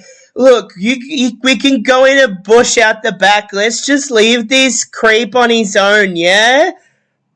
And then all 3 of them giggle as they turn around and stumble away. And as they're swallowed up in the strobe lights once again, you hear the girl in the pink bodycon dress call out, "I'm gonna remember your face, creep!" Oh my god. Oh, good. Okay. Okay. After the fact, I'm going to see if I can find them, but for now I'm going to keep saying God. Yeah, you just sigh in exasperation and wait, and finally, about 15 or 20 minutes later in the bathroom, Derek says, "It's done." And you turn around, Hope, and there, where Kim and her personal effects were, there is simply a long blood stain at the very bottom of the bathtub. A couple little misshapen pieces scattered around here and there that may be flesh or bone or something else unidentifiable, but she is gone. It's an abandoned apartment. Could easily be a critter. Man. Yep. This was a bad reaction to whatever they spiked it with. This was on their hands. Yeah, We're just cleaning up the mess. Hope tells herself that. Maybe if I say it enough times, I'll believe it. Alright. Let's go tell Vincent we're clear. And find Cisco. You approach Vincent, tell him it's done, and he just twirls around. He says, "Oh, thank God." And then, If you guys are going to go find Cisco, I'm going to tie up a loose end. Alright. And I'm going to see if I can find those Yep. girls. so as Derek and Hope step out of the apartment back into the party to find Cisco, who presumably is Vincent waiting versus at Becca. the entrance. Yep. Vincent versus Becca. Yep, Wonderful yep. man. Vincent Oh my god. Vincent watches them depart, Oh my God. watches them get swallowed up in the crowd, and then he narrows his eyes and begins to scan the dance floor, trying to find I'm that also going to make distinct- myself a little bit obvious just to see if I can get them to spot me and come over to me. Yes, perhaps. I would like you, in that case, Vincent, if you want to make yourself obvious, go ahead and make a charisma performance check for me, and you can use your awe if you want to draw more attention to yourself. 2 successes. 2 successes. You step towards the very edge of the dance floor and you stand there and make your best attempt at looking like you're dancing along to the music. You exchange glances with Slick over on the other side of the dance floor. At least you're not doing the monster mash by him. Everyone's giving him a wide berth. And then you watch and wait. Wait for that distinctive pink bodycon dress to appear somewhere in the crowd in between the flashes of strobing light. After a few minutes you see it. She's making a beeline straight towards you, moving surprisingly fast despite being incredibly intoxicated, stumbling across the dance floor. Her two friends are gone. It's just you and her. She looks right at you and she says, "Okay, creep. You better tell me why you didn't want me to go in there. I had to pee in the bush in the back. I nearly got it all over my dress. And you gotta give me one good reason why I shouldn't call my boyfriend to come over here and beat this shit out of you." You're gonna call your boyfriend, huh? That's what you're gonna do? She nods. She says, "He's gonna come over here and Wayne's gonna punch your head in."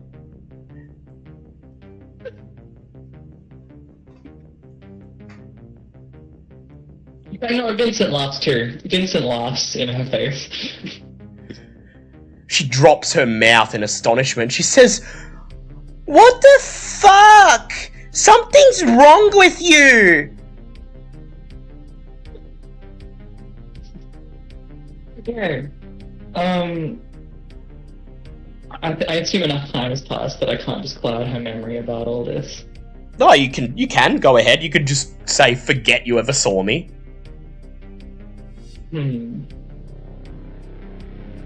Okay.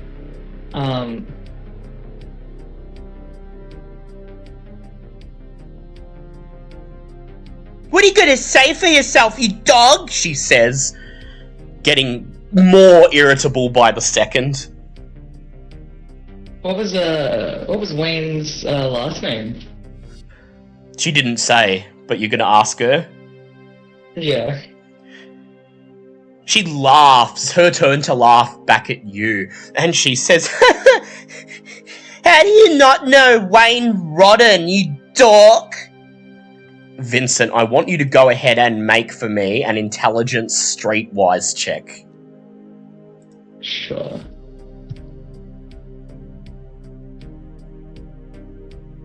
Two successes. 2 successes. Wayne Rodden, you've heard the name before. It's popped up a couple of times amongst the circles you occasionally swim in when you need to acquire more supply for your specific feeding habit. He's a low-level drug dealer who hangs around this part of town. Been in prison a couple times for assault, as far as you're aware. But no one really worth worrying about. Okay. I'm going to mesmerize, as well as cloud afterwards. Yep. But I'm going to mesmerize, and I'm going to tell her, you are going to walk into the middle of this dance floor, and you're going to yell, "Wayne Rodden cuts his drugs with icing sugar," and then you're going to forget that you ever met me. She opens her mouth and says, "Why would I?" Her eyes glaze over, and without saying anything, she just turns around, strides back into the dance floor.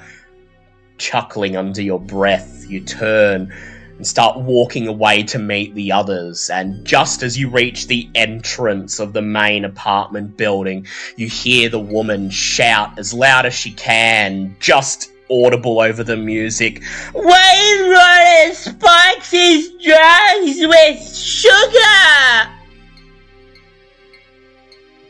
Just as Loki has great and glorious purpose, Vincent has great and glorious pettiness. I sure do.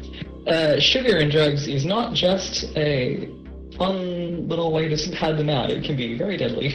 Oh yeah. Yeah, it is. Auxiliary stuff. You step into the entrance hall of the old apartment block. You see Hope and Derek there standing with Cisco and Alistair.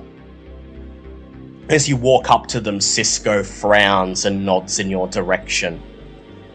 Turns towards Hope and Derek and he says, "Alright, everything taken care of over there?"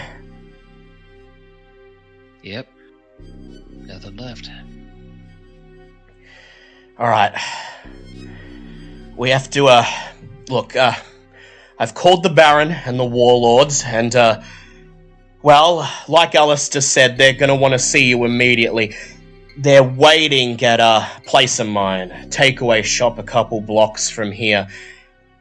Baron says I'm to bring you immediately, and, well, no questions asked. You gotta come with me. Sure, man. Alright, follow me, he says, gestures for you to follow him, and he leads you out of the apartment block into the humid night air and begins walking at a fast pace down the cracked footpath. You jog to keep up with him, and soon the pounding music of the rant gets lower and lower until it's barely visible. Cisco walks silently, leading you across the city blocks. At this time of night, the suburb is empty, quiet. There's no road, there's no cars on the road, no pedestrians on the street. Just you, Cisco and Alistair, and the night.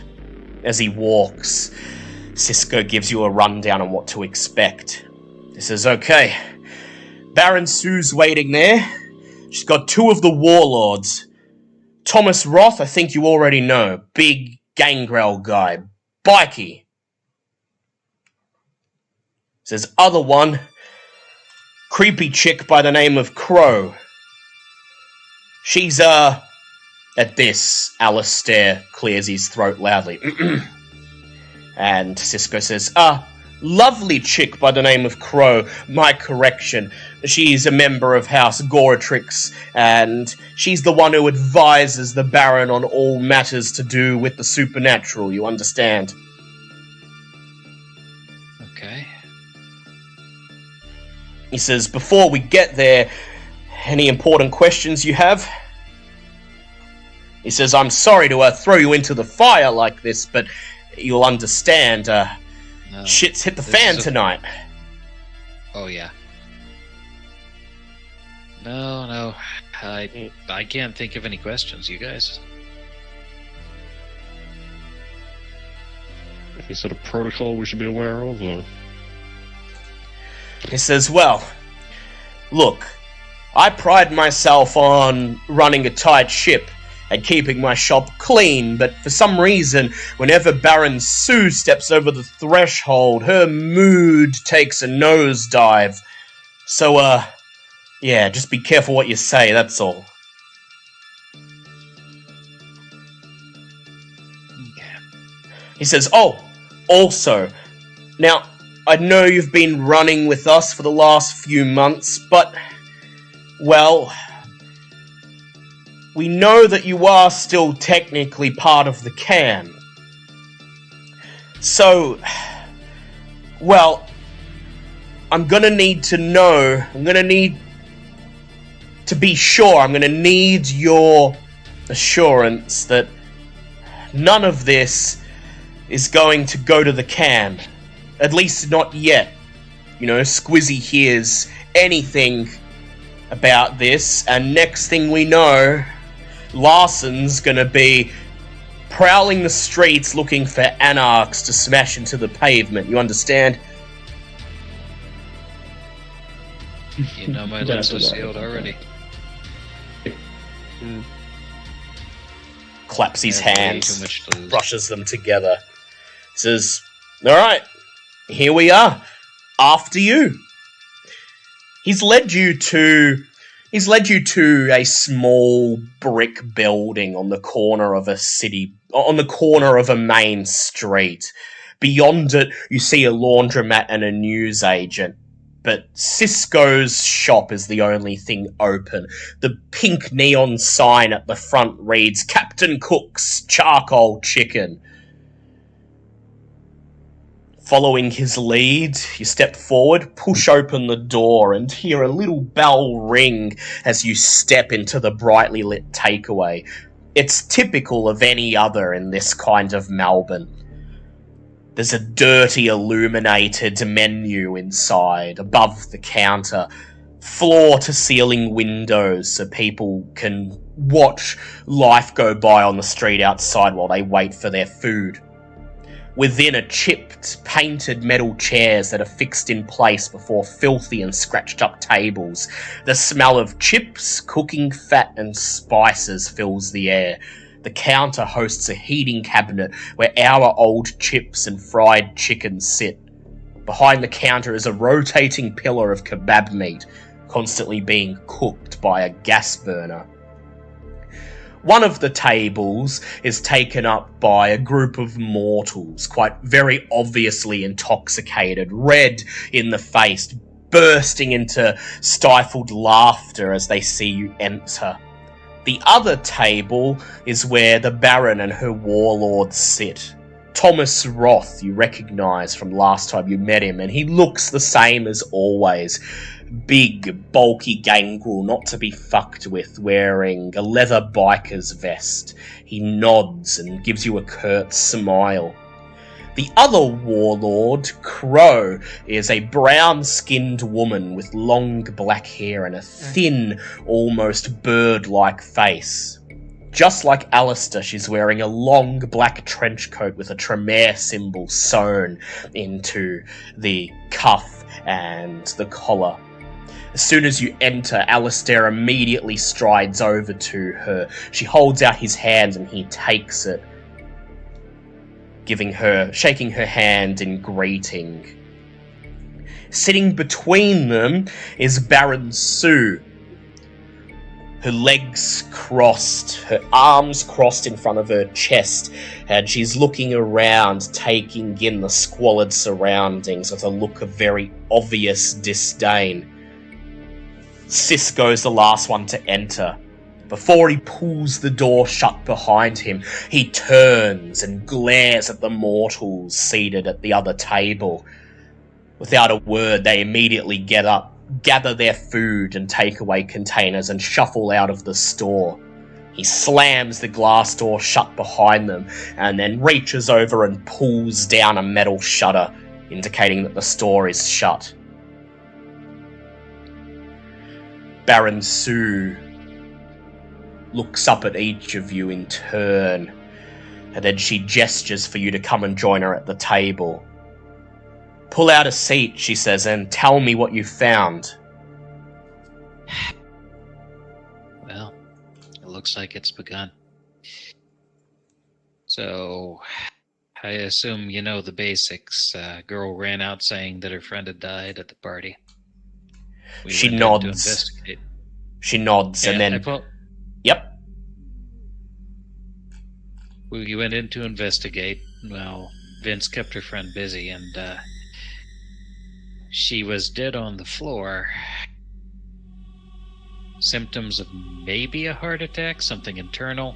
I opened my phone and showed the picture I took of the wound. Had this on her neck. The warlords and the Baron lean over, taking the image on the screen. All three of them frown. And she had this in her pocket. I hold up the jab.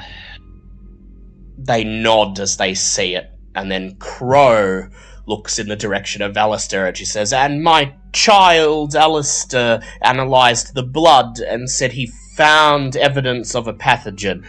Alistair nods, he says, "That's correct, my sire. It was alive and well, still in the blood. Won't know what it is without proper testing, but whatever it is, it's something we don't want to mess around with. Almost certainly toxic to Kindred."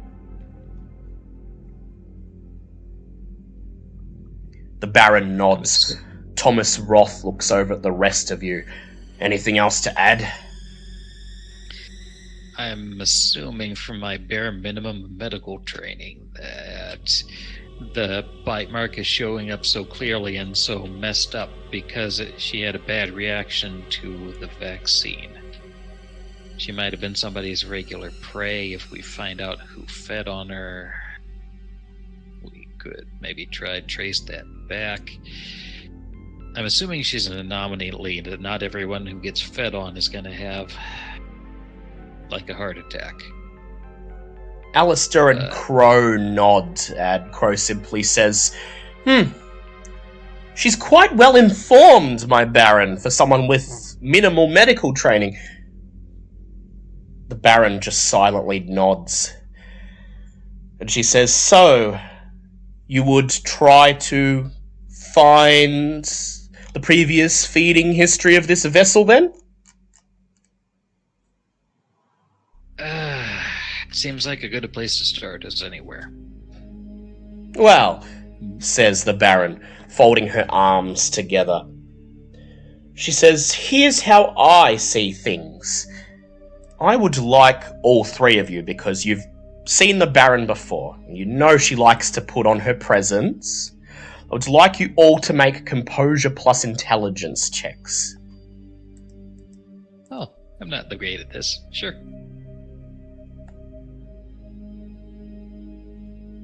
2 successes. 2 successes. 3 successes. She's gonna Derek? blow me away.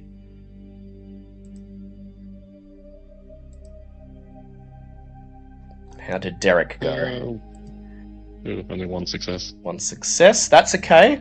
She's going to make a composure plus presence check, but Yep. you notice the clear look of distaste on her face. She does not like the squalid surroundings she's in, and her clan bane is in effect, and she's got 3 penalty dice on this, leaving her with a dice pool of 4. She got Lower than I thought. 2 successes. You see her trying to put on her presence, but there's something lacking. The aura of regal command that she exudes, or at least the aura she gave off the last time you saw her in Star Theatre, is completely absent.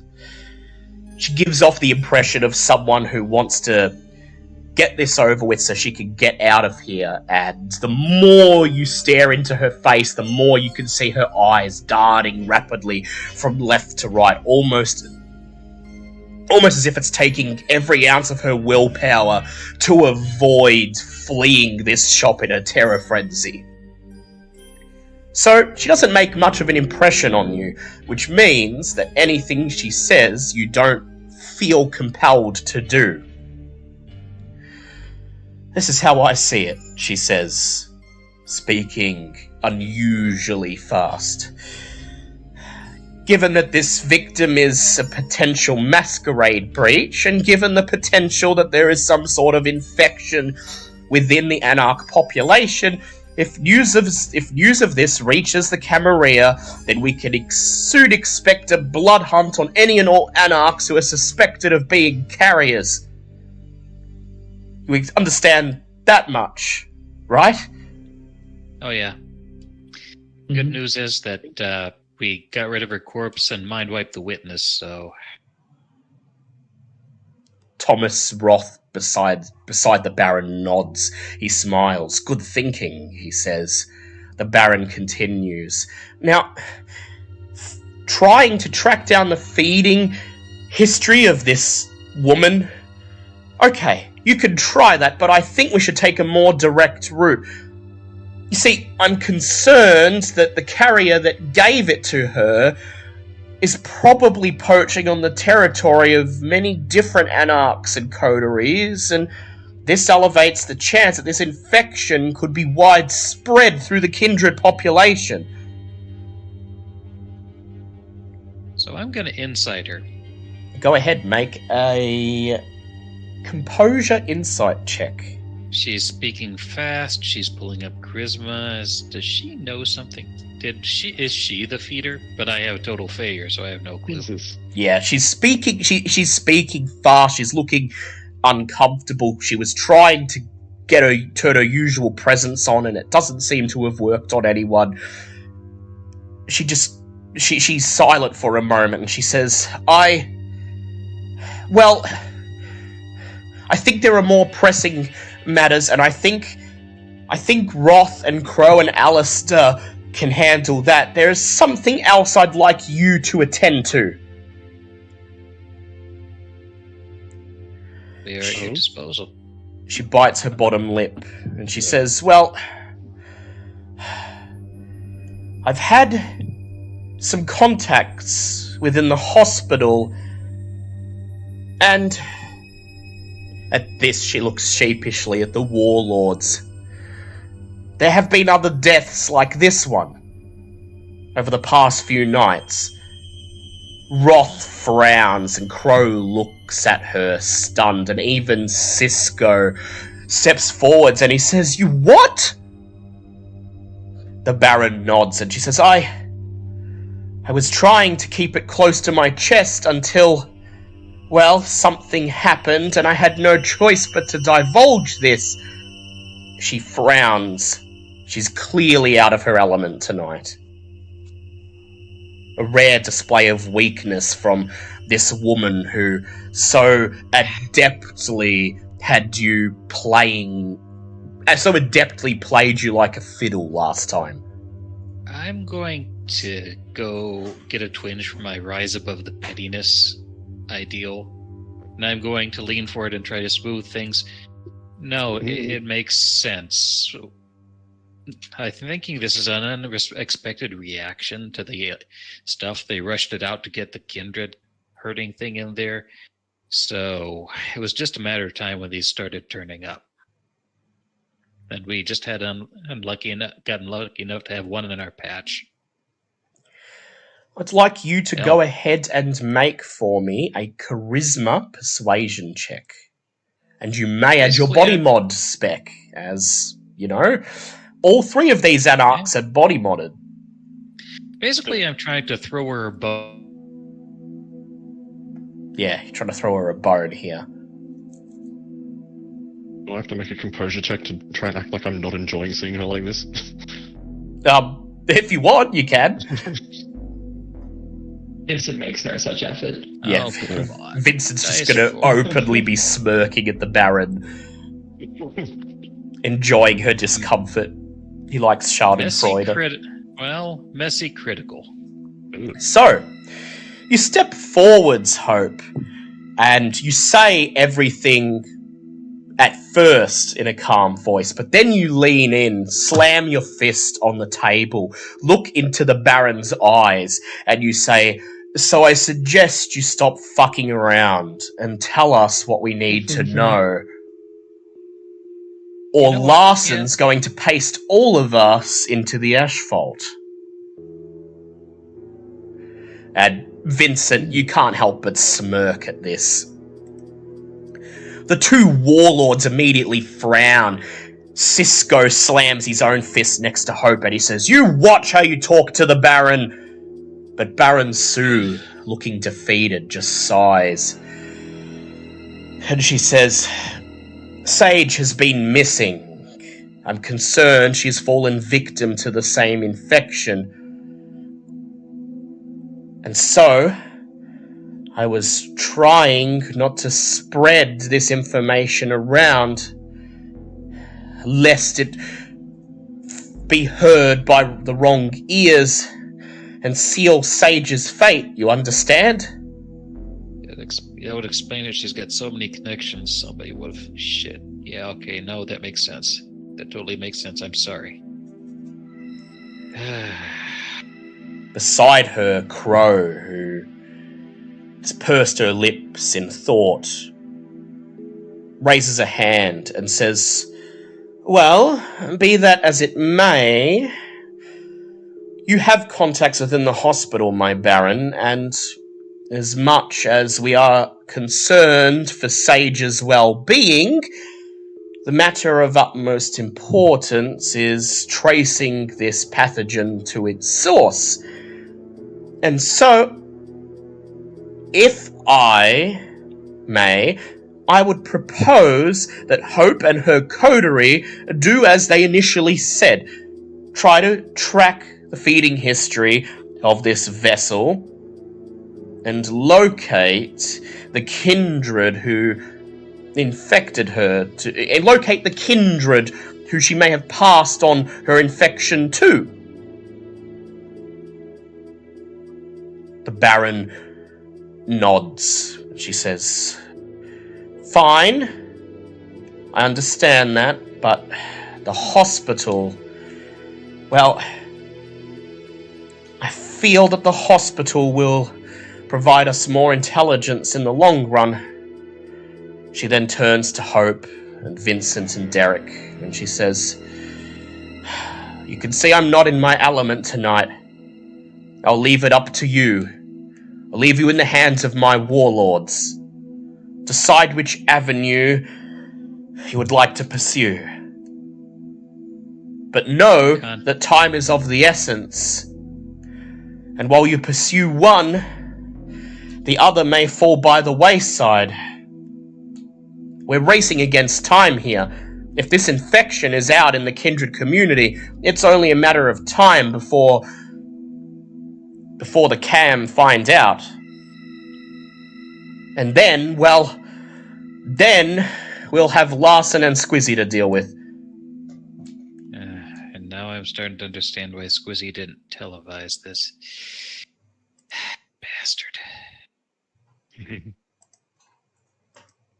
Alright, so the courses of action before us are find Sage, contact tracing from the individual, and hospital, yeah?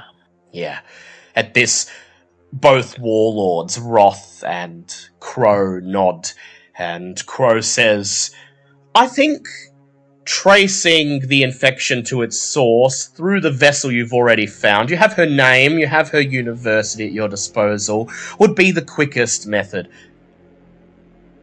But the Baron would have you go to the hospital and look into Sage's disappearance and the other deaths. Given that the Baron has admitted that she's out of sorts tonight, I would ask that you follow our orders as if we were the Baron. What say you?"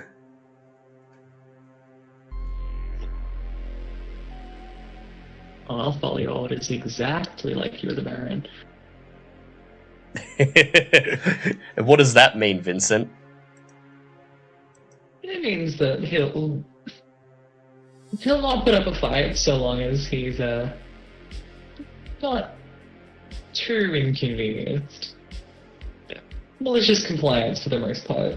Malicious compliance, very well. Derek and Hope? I would say that we've been working some angles in the hospital system that we've kept quiet from quite a few people, so checking there won't take a lot of time. We can try to work contact tracing at the same time. Alright. Go ahead and make for me a charisma persuasion check. Alright. Hopefully I don't miss a crit this time. Yeah. Has she mentioned a name of a hospital, or has she just been saying the hospital? The hospital. She hasn't mentioned a name yet. But perhaps she will. So, yeah. 4 successes. 4 successes, very well. So I'm going to counter that with a resolve plus persuasion check from Crow. So that's 3 successes from Crow. That's a point of superficial willpower damage to her. Oh. The Baron nods, and she says, "Yes, I was under the impression you placed one of the Thin Bloods in there. Emily, if I'm not mistaken. The St. Vincent's Hospital is what I'm referring to, of course. I had contacts in there, but they thought things were getting dangerous. They got out. Before they got out, they told me there'd been several strange deaths, and it would be worth looking into those things. I figure since you already have a contact of your own, getting into the hospital will be fairly easy. You'd simply need to ask Emily for her employee card." Yep.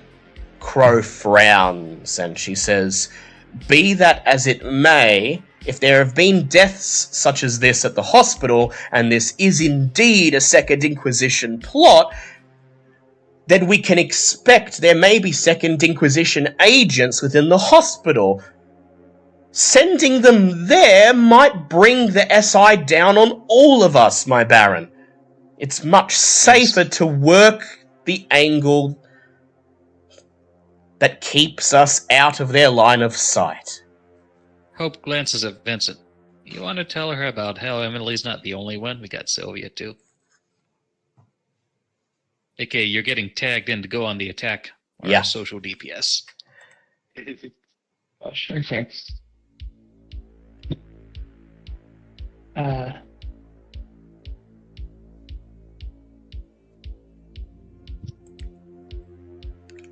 Oh my god, my brain is just blanked on what even happened for the last 30 seconds. So Crow's arguing that sending you to the hospital would potentially put everyone in danger because she thinks that there might be Second Inquisition agents there. And Hope is saying, well, you know, why don't you explain that Sylvia was also involved there and you wouldn't be entirely on your own? We have, people in the hospital. So you can make a charisma persuasion check, and because you're not a Toreador, you can add your presence to it. And that dot of anarch status. And that dot of anarch status. 6, 7, You rebel. 8, 9. Undo another button. One button for dice of hunger. You're joking. Oh, it's a tracker. 9 dice and 2 successes. 2 successes. I'm gonna burn a willpower. Go ahead, To go 7 ahead. with a crit. Jesus. Yeah, 7 critical. 7 There we critical. go. Alright. There we go. Well, So, Crow is going to meet this with a resolve plus leadership plus insight check, giving it with a dice luck, pool lady. of 6. She gets 1 success. You deal 1 point of superficial willpower damage to her. God damn it. She bristles and she simply says, "You've got people in the hospital, yes. A La Sombra who's a child of a proven Sabbat agent. My Baron, it would be suicide to send them into the hospital. They're going to bring the SI and the Sabbat down on all of us." The Baron A sighs. Sombra who is wildly more confident than you can imagine. And then Vincent sort of just gives a look to the coterie that they will never repeat what has just been said. Yes. Go ahead and make a charisma persuasion check again with your presence. 4 successes. 4 successes. Okay, let us see how she goes with this. Got our social DPS out. Alright, she's going to meet with an intelligence plus... she's going to meet with an intelligence plus academics check using her research specialty, giving her a dice pool of 9. 3 successes. Hey! not her night. Yeah, she takes a point of superficial willpower damage, and she simply looks flustered and she says, "Be that as it may, Sylvia has not proven her loyalty to us, and besides, she is still under investigation by the Camarilla, not just the Second Inquisition. We would risk bringing Squizzy and Larson into this, my Baron." I'm going to If turn you from her to trust- the other. Sorry. Go on, sir. We're gonna say it? I'm going to turn to the other anarchs and just kind of give a. When have the anarchs ever got ahead by not taking risks? Come on now. The Baron... I was gonna say that if they trust us to work for them, then they will trust our judgment on Sylvia's character. Thomas Roth laughs. He says, "Here, here!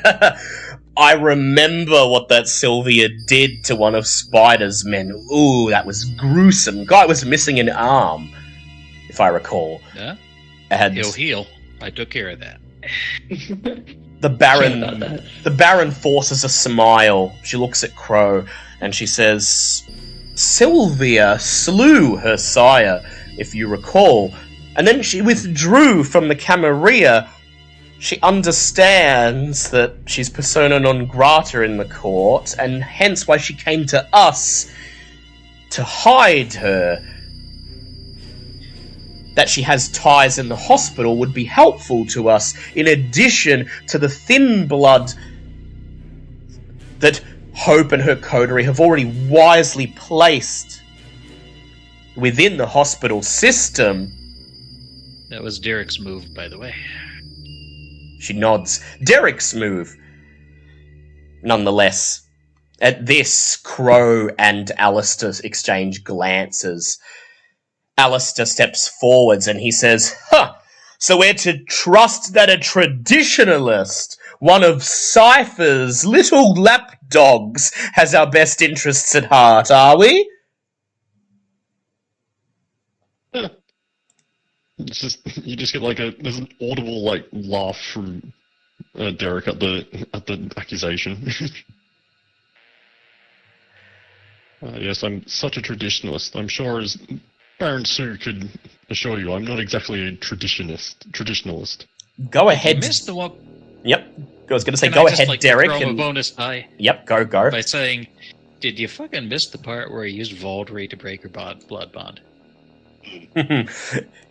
As you mention the word Vaulderie, Alistair and Crow exchange glances. Thomas Roth just smiles. He knows this. He was there when Baron Sue revealed it. But Crow and Alistair were apparently not. This throws them off guard. Derek, please go ahead and make a either resolve or composure plus leadership or etiquette roll. And you may add an extra dice for Hope's revelation. And don't forget that Anarch status. Yeah, don't forget the Anarch status. So, resolve etiquette. So, resolve etiquette plus Anarch plus Hope. Mm-hmm. Brings me to a grand total of 8. 8. Okay. Yeah, see how many successes you get now. Hopefully.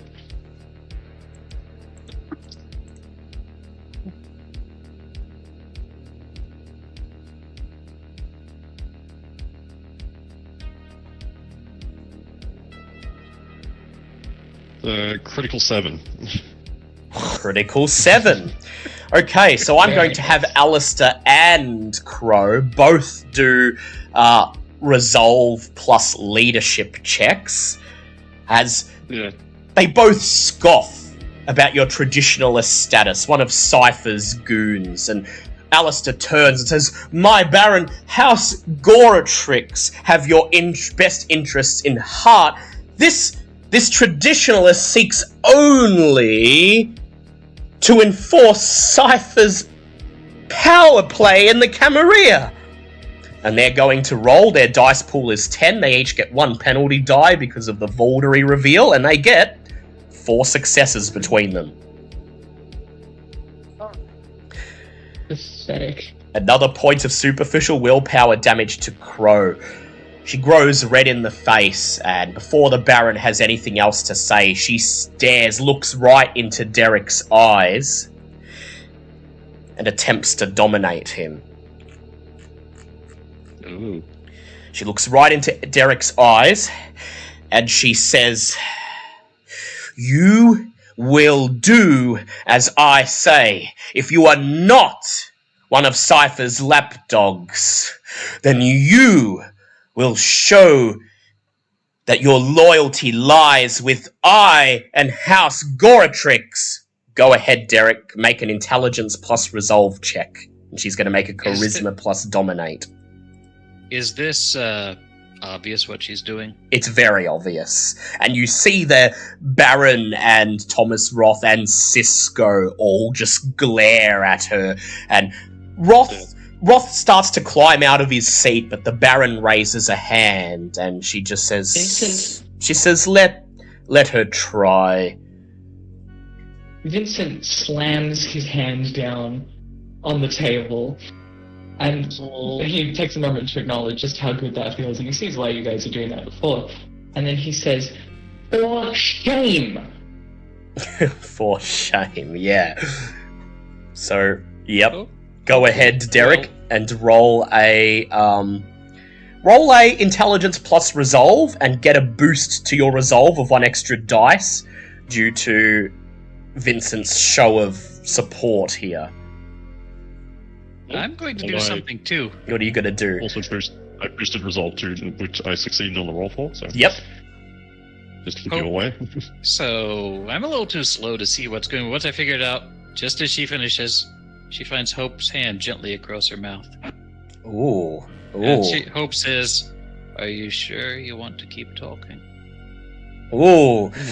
Hope, go ahead and make a charisma Are you intimidate check. Are you trying to dominate her? No. No, you're just I'm intimidating. just saying, Yeah. are you sure you want to use powers here? Because Go. if we're using powers, you don't need that mouth. Go ahead, make a charisma intimidate check. Only one. Only one. Okay. I'll add that as an extra dice to Derek's pool as you clasp your hands around her mouth just as she finishes her command. You're a second too late, but you see Roth, Cisco, and Baron Sue all looking on with looks of subtle amusement on their faces. Let's see how you go, Derek. Yeah. Just gonna make a little room for my now 9 Massive dice pool.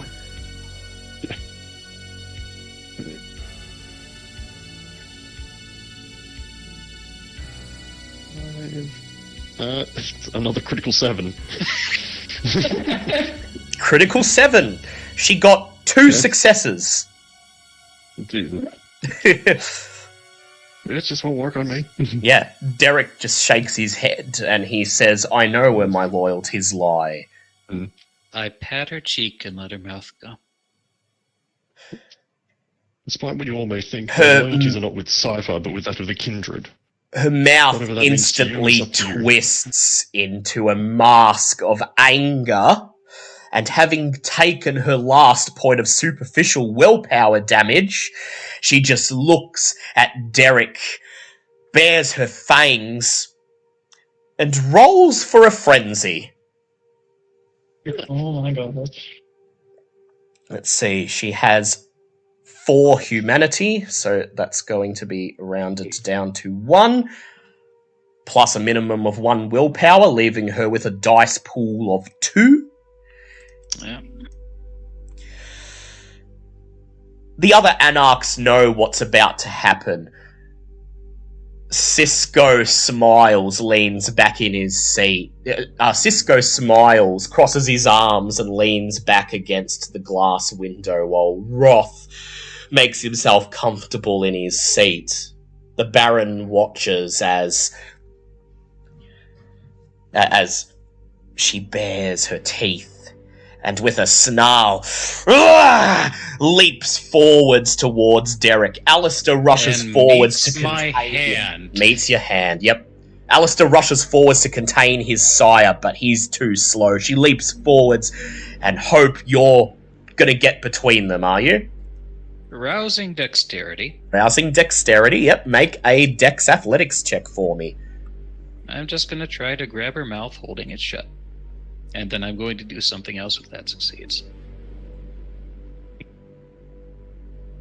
Let's see. I find it. 2 successes. She's a Tremere. Yep. She's... What the hell? I'm trying to make a point. Yeah. Alright, And not get bitten. alright, so you're gonna leave it Willpower, with 2 so that willpower, bumps it up yep. to 3 success. Oh, hey, that's a crit. 5 successes. Ooh, nice. Not doing damage. Just grabbing her mouth, then I'm rousing the blood for something else. Yep. I do not get hungrier. Do you want to describe her, shall I? Well, I'm just gonna see if you succeed first, which I think is a foregone conclusion, but I'll still let her roll. So Yeah, she's gonna roll Dex Brawl because she's baring her teeth and she lunges towards Derek.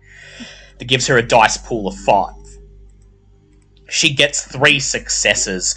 You rush forwards in a blur, standing between her and Derek, and as she leaps through the air, you reach forwards with your right hand, clasping it around her jaw, with the force of one hand, wrenching her out of the air and supplanting her back down on the dirty, cracked tile floor. You just stand there, your hand around her mouth as she struggles and squirms. The anarchs all watch with amusement. And when I lift my hand free, she has no mouth. Yeah. And her jaw is shut. Remove your hand. There's no mouth. Alistair gasps. He turns to you and he says, "Zemeath scum!" And then he opens his mouth, revealing blood on his fangs, and just as he's ready to spit scorpion blood at you, Cisco rushes forwards in a blur, the Anarch Reeve. He pins Alistair to the ground, forces his jaw shut with both hands, narrows his eyes, and growls, "Not in my fucking domain, you piece of shit."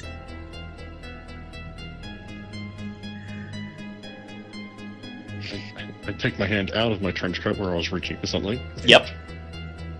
Sorry to jump, Derek. I don't make threats unless I follow through on them. I'm prepared to follow through on them. It's impressive. Crow squirms, still writhing in frenzy, her mouth shut, and at this point she rushes towards Derek, just flailing her hands. She rouses her blood, giving her a boost to strength, and she's just gonna go in to try to just smack him, punching furiously. Okay. What would you like to do, Derek? At which point I will continue with my contingency plan, which is she's going to meet the pointy end of the stake I keep in my jacket. Haha, nice. You're gonna stake her. Go ahead, make a strength melee check. Or a brawl check, if you like.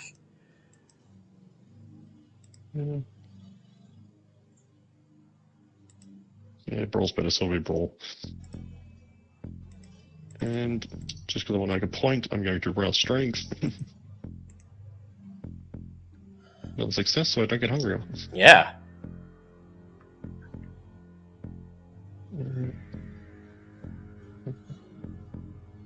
Yeah.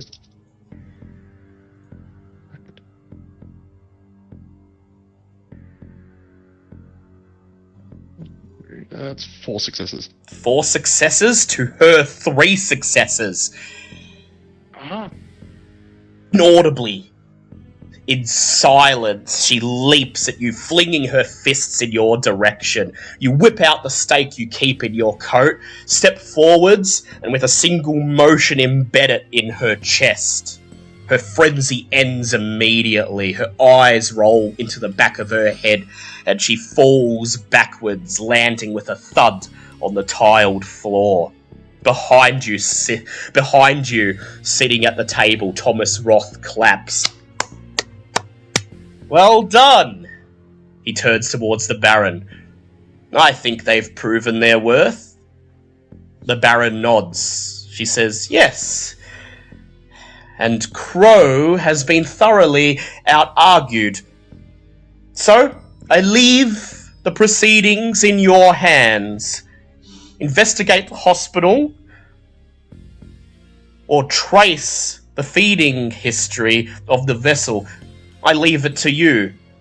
She turns to Cisco, who still has Alistair pinned on the ground. Alistair has given up all hope. He's stopped struggling, held in place.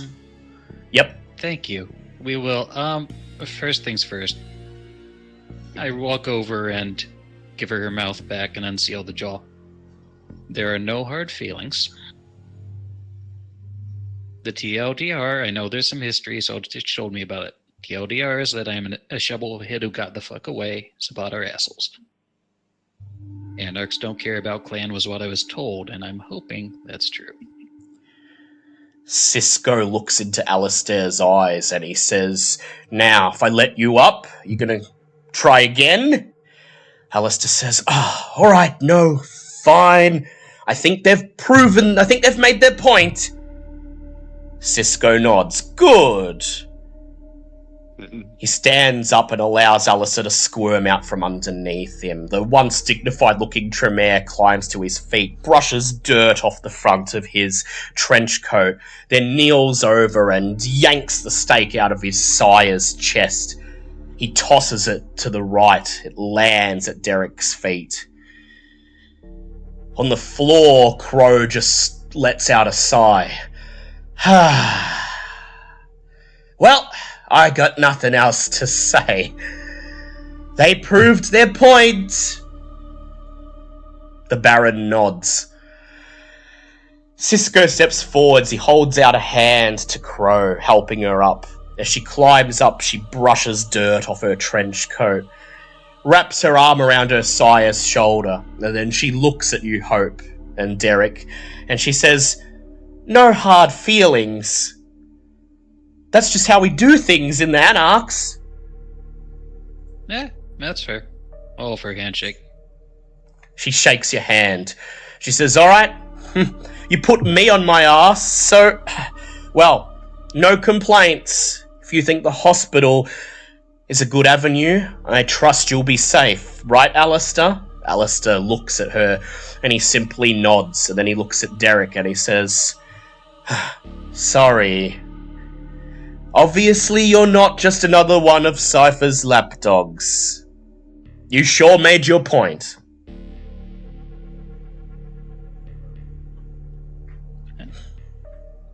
The Baron nods, smiles, and she says, well, I was hoping that you'd be introduced to normal Anarch debate protocol at a less critical time, but there's a reason that I nor Roth intervened in that, and, well, I'll be frank with you. In the Camarilla, Frenzing would have you laughed out of court, but here in the Anarchs, well, sometimes might Shit makes happens. right. The one who can get shit done is the one who gets to have the final say. Didn't even have to go to my final form. Alright, guys. The coterie may be fine with the way things have gone down, but Vincent just looks her in the eyes and says, this has gone very badly for you. And then he turns to leave. As he turns to leave, Baron Sue stands up. She takes one more disgusted look at the squalid takeaway surroundings, and then she turns towards Cisco and the warlords, and she says, I'll be in my haven. Keep me abreast of happenings. And then she turns and follows Vincent out into the humid night. Vincent, you stand outside the takeaway, and you hear the bell ring as the glass door opens behind you. You whirl around to find yourself face to face with the Anarch. She simply smiles, and she says, I see that, like me, you too still hold a certain disdain for how the Anarchs handle things. It's just pathetic. She winks at you, and she says, I've learned one thing. You can take the girl out of the cam. You can't take the cam out of the girl. I'll keep my eye on you, Vincent. And I think, when the time comes to finally move against Squizzy, assuming we survive this onslaught that's about to hit us like a truck, I think I know who I will turn to be my advisor, and when all is said and done, who will be right at home at my right hand. Do you say anything to her, Vincent? Vincent simply looks her in the eyes for a moment, and then turns and leaves. As you turn, she chuckles. She smiles. Then she says, a man after my own heart. This is merely a means to an end, after all, is it not? And then she turns and begins to walk away into the darkness. Better to serve in heaven than to rule in hell, eh? And with So, that, kind of coming out of the door next. Yep, coming out of the door, Well, Derek and Hope shutting the door behind you, leaving the warlords and the Reeve simply watching you through the windows, wondering whether you're going to save them all or bring a terrible fate down on every kindred in the city. You guys are right? oh yeah. Alright. You? I'm fine. Derek? Yeah, not how I would have liked to deal with things, but yeah. Can't tell how much I wanted to slap that smile off her face was me or the Voldery. And you know what? I don't fucking care. The way he jumped, though, Sage said there was some history. Isn't there a lot of history between Samitsi and Tremere? Vincent, you can make an intelligence occult check if you like. Oh, sorry, I thought it not was like Vincent, just- Derek.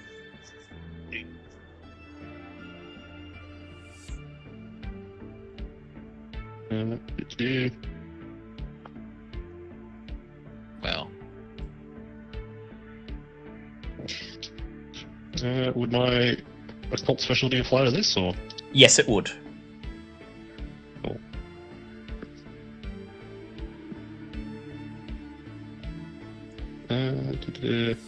Only one success. One success. Yeah.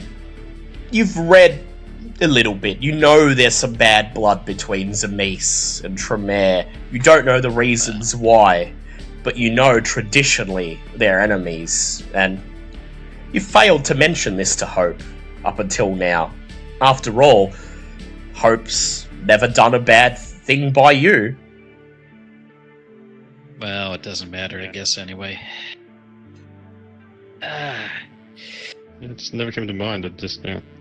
Yeah, he was probably blowing it out of proportion. Can't be anything important.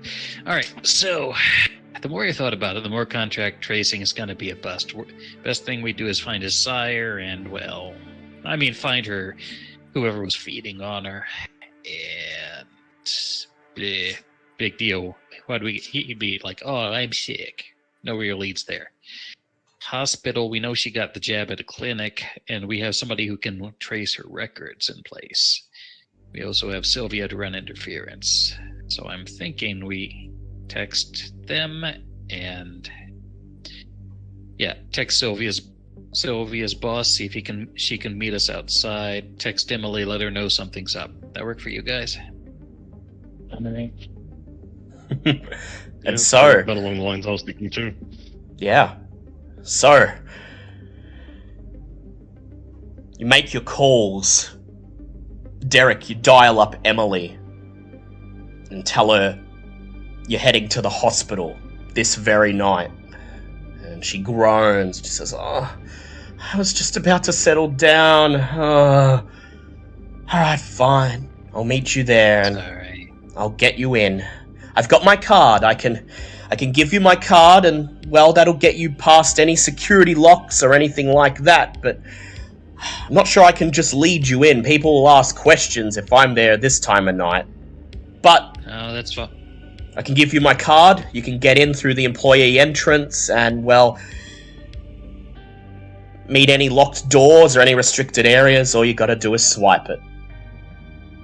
That works. And if you point us toward the nearest scrubs closet, we can at least look the part. Sure, she says. I'll have my ID card waiting for you. She says, look, around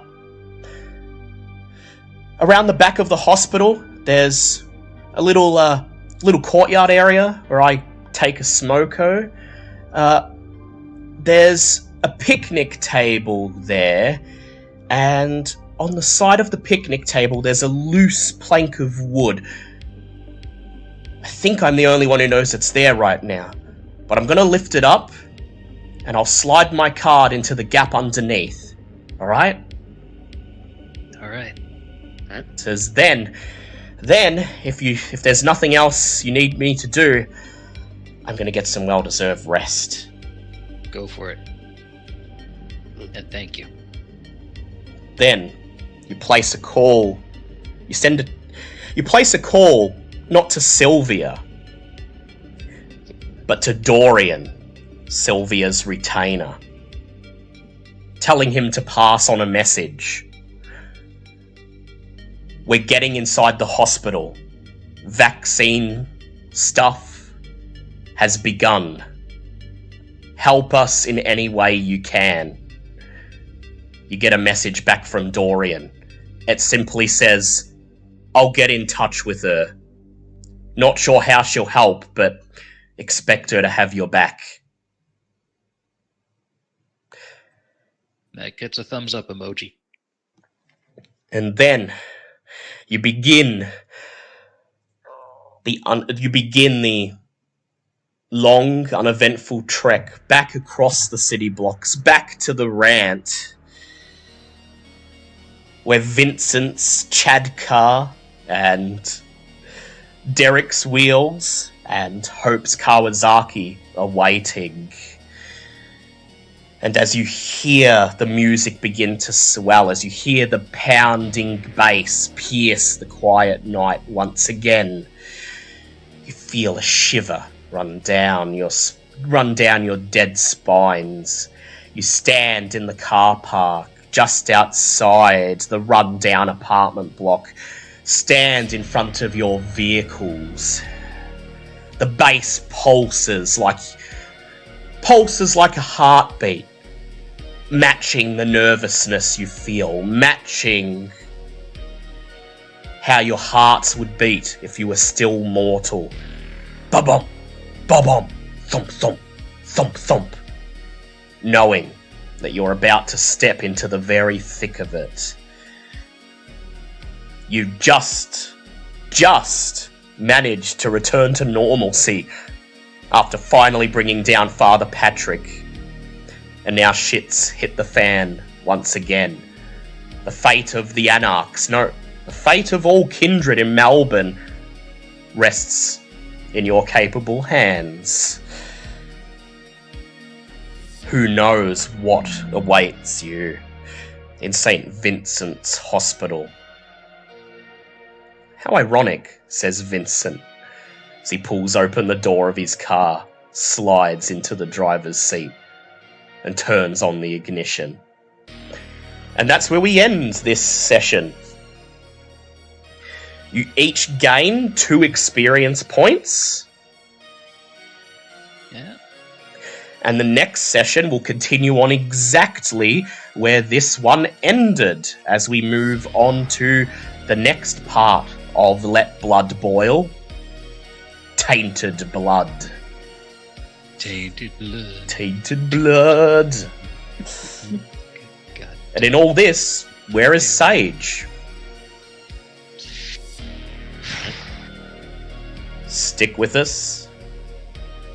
Come and be ready for the next session. Face its intrigue and survive, and the question will be answered.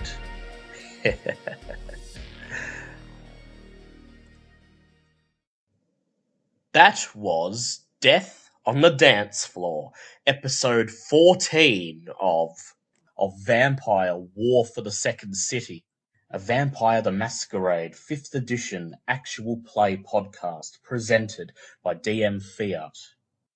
With me, Dale, as storyteller, Lost Demiurge as Hope, H. Quen as Sylvia, Paradox Mimic as Derek, and Ash as Vincent Merriweather.